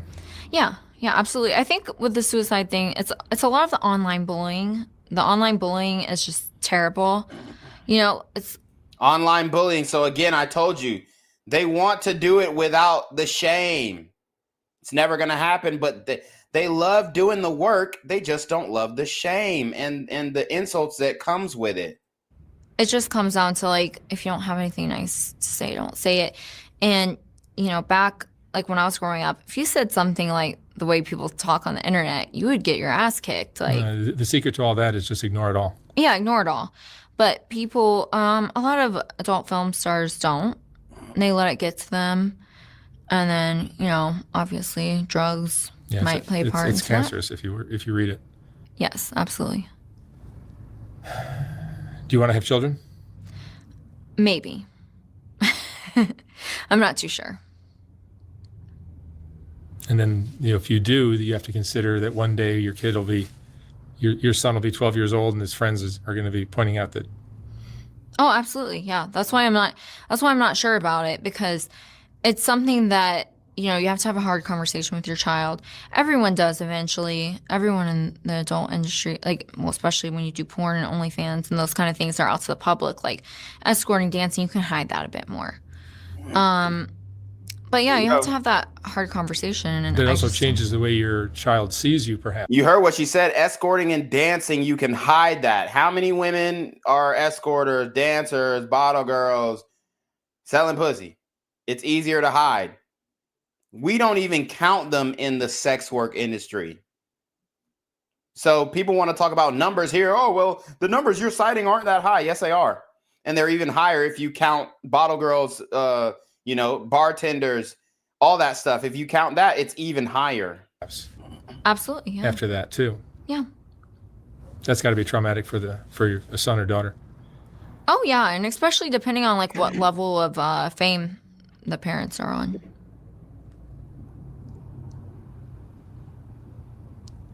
Yeah. Technology really just turned what might have been a questionable decision into a really big one. Oh, yeah, absolutely. Yeah, it's so different now. Like, when there was just DVDs, I feel like it was a bit different. Like, people could get away with it a little bit more. Now it's like everything's on the internet, and it's on the internet forever. So you have to, if you have a child, you have to tell them. I mean, you can't hide it from them forever. What's the best thing that's come from your decision to be a sex worker? I would just say the friends that I've met. Yeah, I've met some really cool girls. That helps. Yeah. And let me ask you one last question, Tiffani. What would you say is the most important lesson you've learned? The most important lesson I've learned is to never give up, even when life is hard, even when you're struggling, even if you don't have any money left. Don't ever give up on life. Just keep going. Things get better eventually. It turns around. You got to be tough. Yes, you have to be tough. Awesome. Thank you, Mark. All right. Tiffani Madison? Tiffani Madison. Tiffani Madison. Tiffani, thank you so much for sharing your story, and I wish you lots of luck from here on out. Thank you. Thank you. Okay, so that is her story there. I thought it was very insightful, very wild, but it was, I mean, she kept it a buck. She kept it a buck. And there's many more of these stories that, you know, we can talk about. I actually just downloaded the Monkey app. So I definitely want to, you know, try that out too. Because everybody's been doing this on stream and stuff like that. But I mean, wasn't that story powerful, guys? Wasn't that story powerful? Okay. Meanwhile, you got OF star and adult film actress Lana Rhoades wanting all her videos deleted. Never going to happen. And you're not going to see one trad wife, trad conservative influencer, anything. You're not going to see any of those women calling her out and saying, you made your bed, now lay in it. You don't see that at all. Okay. Somebody says, I say that if she wants her videos taken down, they should. Otherwise, it's a continuous violation of her. Nope. She sold the rights to that video over when she signed that contract. She does not own that contact or that content. It is another person or company or entity's intellectual property. So no, they shouldn't be taken down. Okay. Shouldn't be taken down. For what? She signed her rights over. She doesn't own that content anymore. Right? Same thing. So people are saying, yeah, she should give up the money, all that stuff. People are saying she wasn't groomed. She was 19 when she started fucking on screen and shit. So anyways, again, we do have the Monkey app. I got it pulled up here. I slick want to try it out. Just to see what it's about. Oh, hell no. So yeah, it's a lot of niggas on this bitch.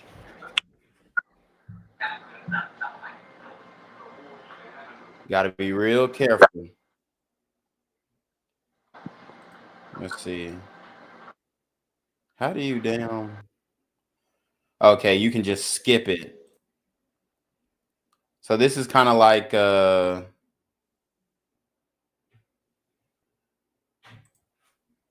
okay, it's kind of like, what is that other? Was it Uvu? Oh hell no. Oh nah. Oh nah, we ain't doing all that. Nah, the app is wild. It's only dudes on that app, I guess. So very interesting. Very interesting. I mean, that was absolutely wild, crazy work. But yeah, let's react to some female nature videos. Let's react to some female nature videos. Okay, let's see. All right, so we have a man, what appears to be a white man, spazzing on his girl. And it very much seems like she finds this amusing. Let's watch. You say that dumbass shit one more motherfucking time. I thought he was gay. I thought he was gay. I thought he was this. I thought he was that. I don't give a fuck. I don't care. It doesn't fucking matter what the fuck his sexual preference was. I don't give a damn. I don't care if he liked fucking aliens from outer space. I don't care. I thought he was fucking gay. Oh my God. I love you. I don't know him. Shut the fuck up. Yeah, the fuck you would. Yes, the fuck you would. You're a line-sided fuck. You're I mean, he's mad. It sounds like maybe she danced up on a nigga, or she was texting a nigga or talking to a nigga. I'm telling you right now, this type of energy is exactly why your bitch got took, bruh. This type of energy is exactly why your bitch got taken. You have no poise. You have no discernment. You have, you know, nothing inhibiting your emotions. Bruh, if a woman gets you this angry, bruh, you gotta walk away. Make it hurt by walking away. You never do this screamo bullshit, man. I've been trying to tell y'all, dude, stop screaming, stop yelling, stop raising your voice. Y'all don't listen. lying sack of fuck. You're a lying sack of fuck. I'm sorry. I'm sorry. I told you. I called you. What? You just screamed? Wait, where are you? I swear to God.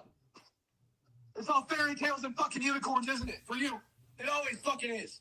It's all fun and games, right? It's all funny, right? It's all funny, right? Damn, I mean that, and she doesn't care. She's just baiting them. She's just drawing them in.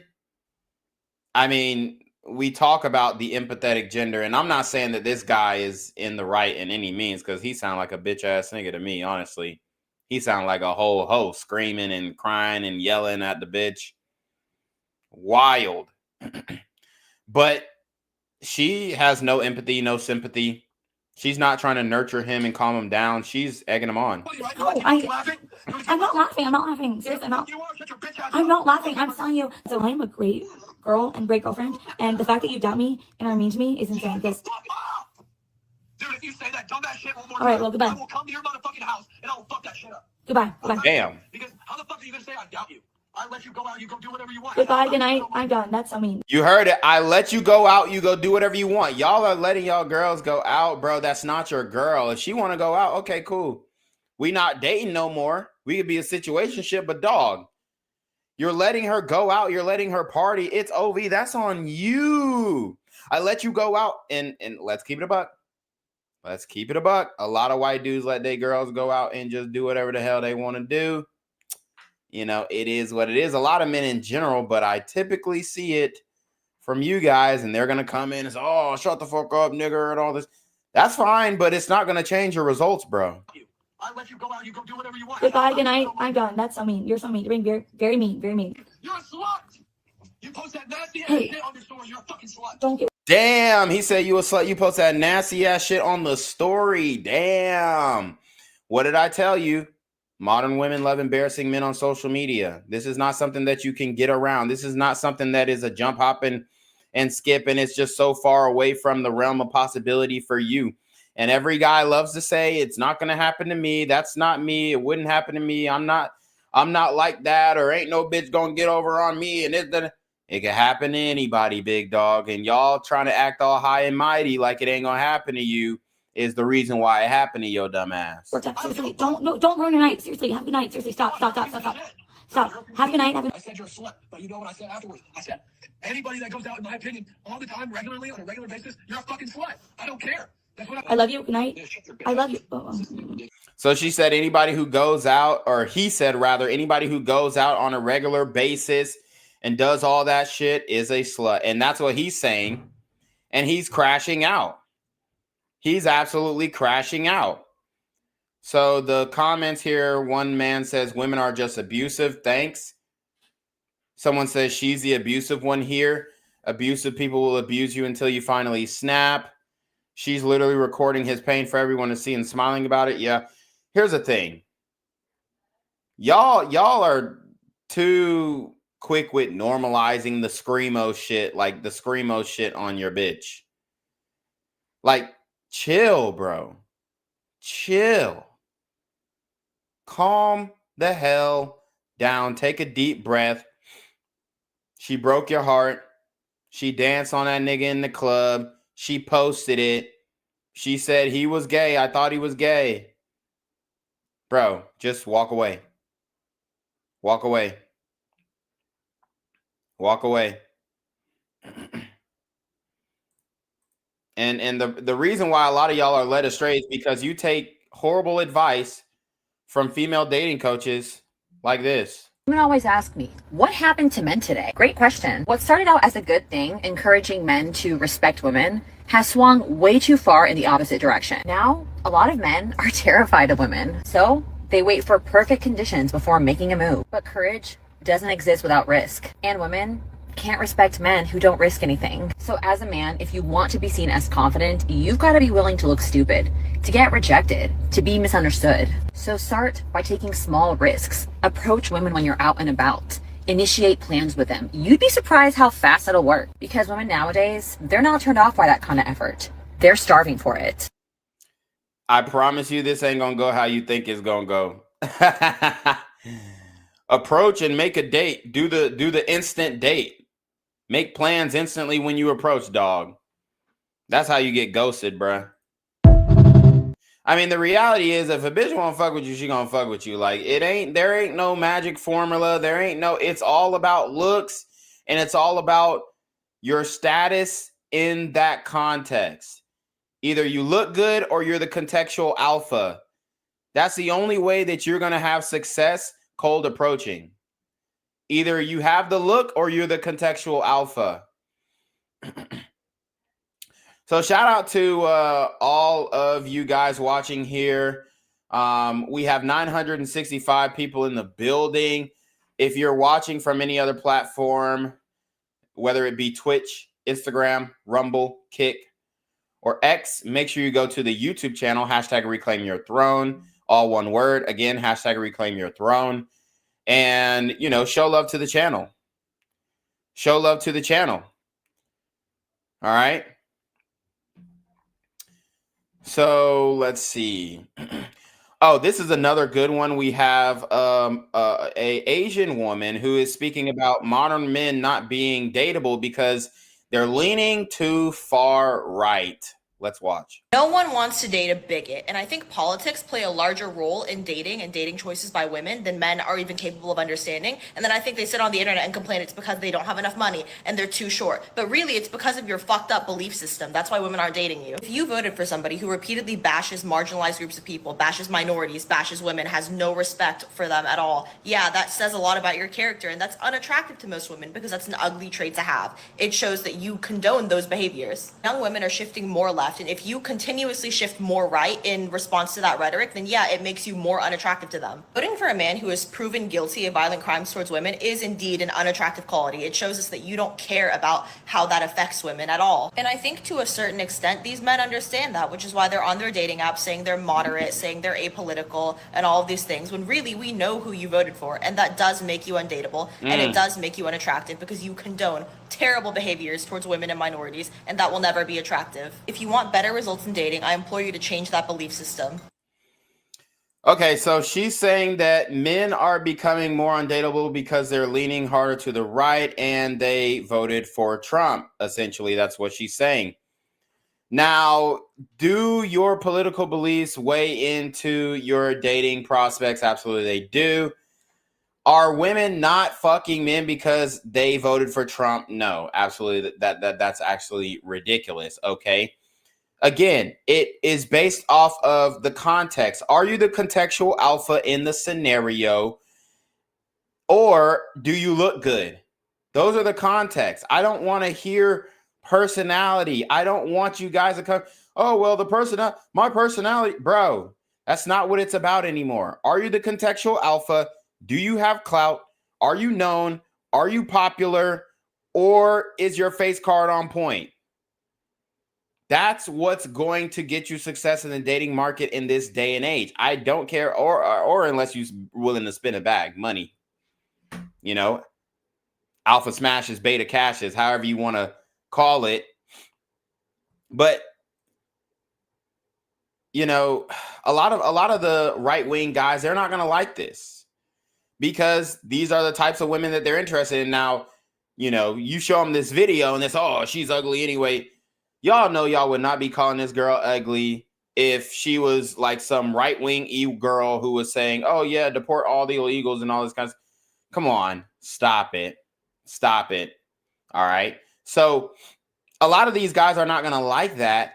And maybe they are going to attribute their lack of success in the dating market to their political views, but that's not hardly the reason why women are not fucking with you.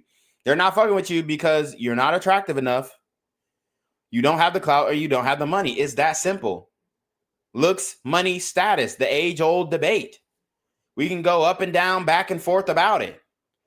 But that is what ultimately factors into your dating success, not the fact that you voted for Trump. Okay? Okay? So, let's see.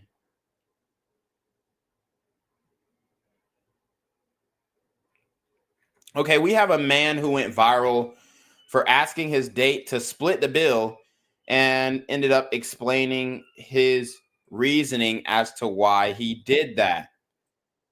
So let's watch. All right, so I got a few things I want to say about what people have been telling me, but I want to address this comment right here because I've been seeing a lot of comments just like it. And what I don't understand is you asked for the date, so you pay. It's not like I'm forcing anybody to go on a date with me.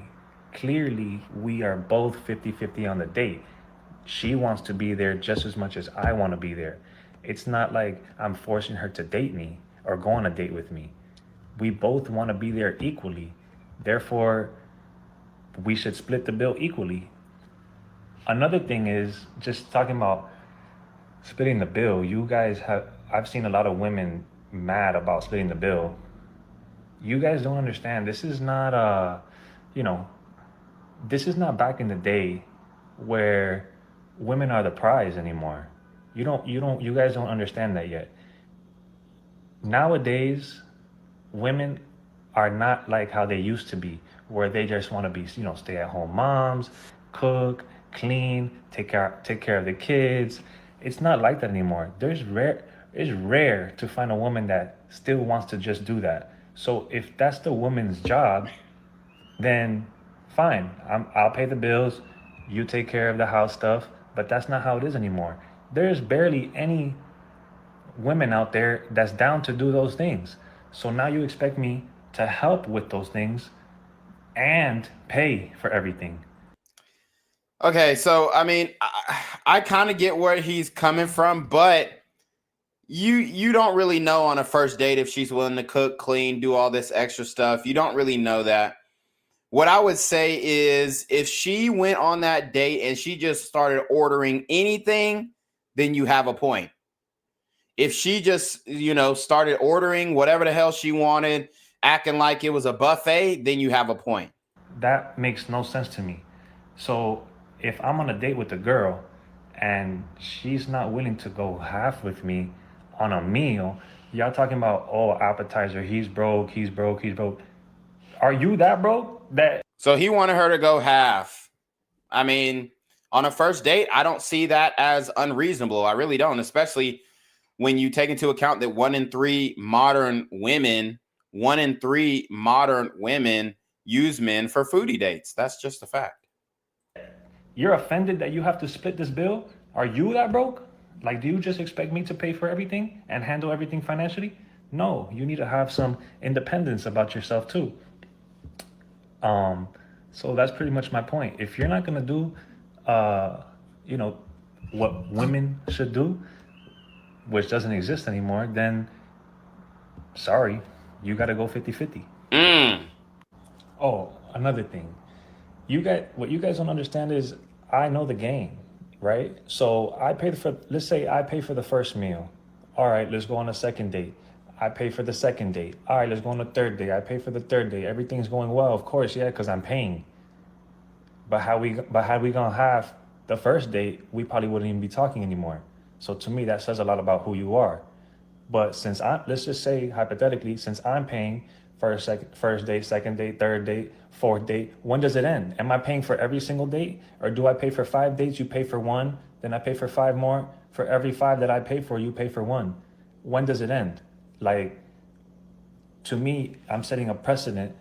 The first date, if I'm paying for the full thing, that's what you're going to expect of me. And whenever I don't do that, then that's when you guys stop talking, ghost, whatever. You're broke, blah, blah, blah. But I don't understand how you can call somebody broke, but are mad that they're asking you to go half. So to me, I don't even listen to those comments. But that's another thing that I just don't understand. Great point. How can you call somebody broke if you don't even want to pay for the shit? Making a great point. Making some great points. And I think this one is the one that will conclude the stream on.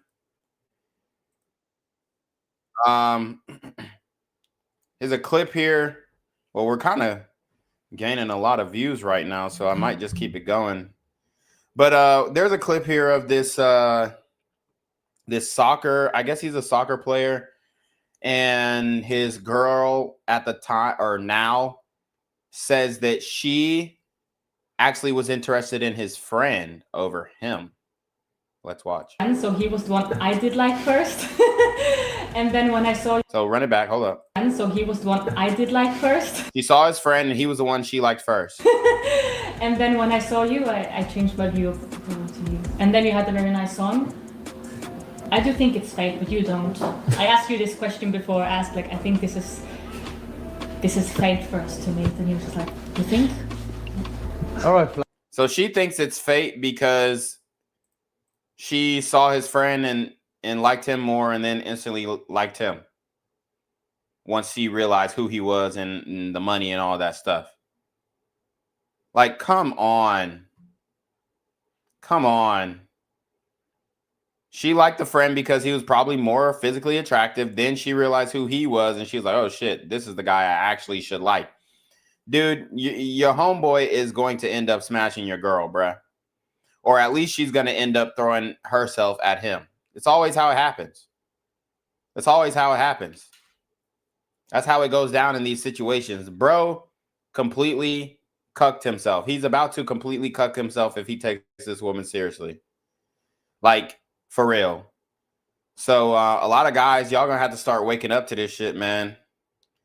Y'all going to have to start waking up to this shit because this ain't no play. You about to get finessed, bro. You're about to get completely finessed, bro, if you don't wake up. Okay?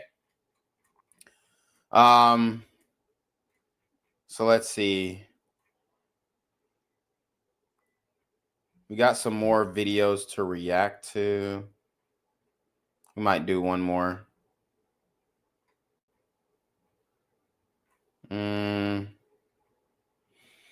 Actually, I want to save those for another stream. So we'll go ahead and end it here. I appreciate everybody joining the stream. Guys, if you're watching on any other platform besides YouTube, make sure you go to the YouTube channel, #ReclaimYourThrone. Like the video, support the channel, share the channel. If you're watching on X, retweet the stream. There will also be a link to the replay in the stream link rather. So I'll go ahead and link that as well. But you already know what it is, man. It's your boy Reclaim Your Throne. Make sure you like, comment, share, subscribe. See your relationship because the email down below with a screenshot of your CashApp so I know you're paying your tithes, man. Y'all need to be on my freaking demons BS. You already know. Reclaim your throne. Want to become an elite level athlete? Well, look no further. The Reclaim Your Throne Elite D1 training course is all you need to take your performance from subpar to the creme de la creme of athletes all around the world. The purpose of this course is to give you a comprehensive weight training, speed, flexibility, recovery, and endurance program that is meant to prepare young athletes for collegiate and professional sports. This course is packed with over 2 hours of creative, action-packed lifts narrated and coached by yours truly to assure increased strength, speed, flexibility, recovery, and endurance. Hey, I get it. Training alone can be tough and can even make you feel misguided or somewhat unmotivated. But with this course, I walk you step by step through each and every lift to make sure you're using the proper form to prevent injuries and that you're hitting the correct muscle groups to render maximum results. So what are you waiting for? It's now or never. So go ahead and get the training course today so you too can reclaim your throne.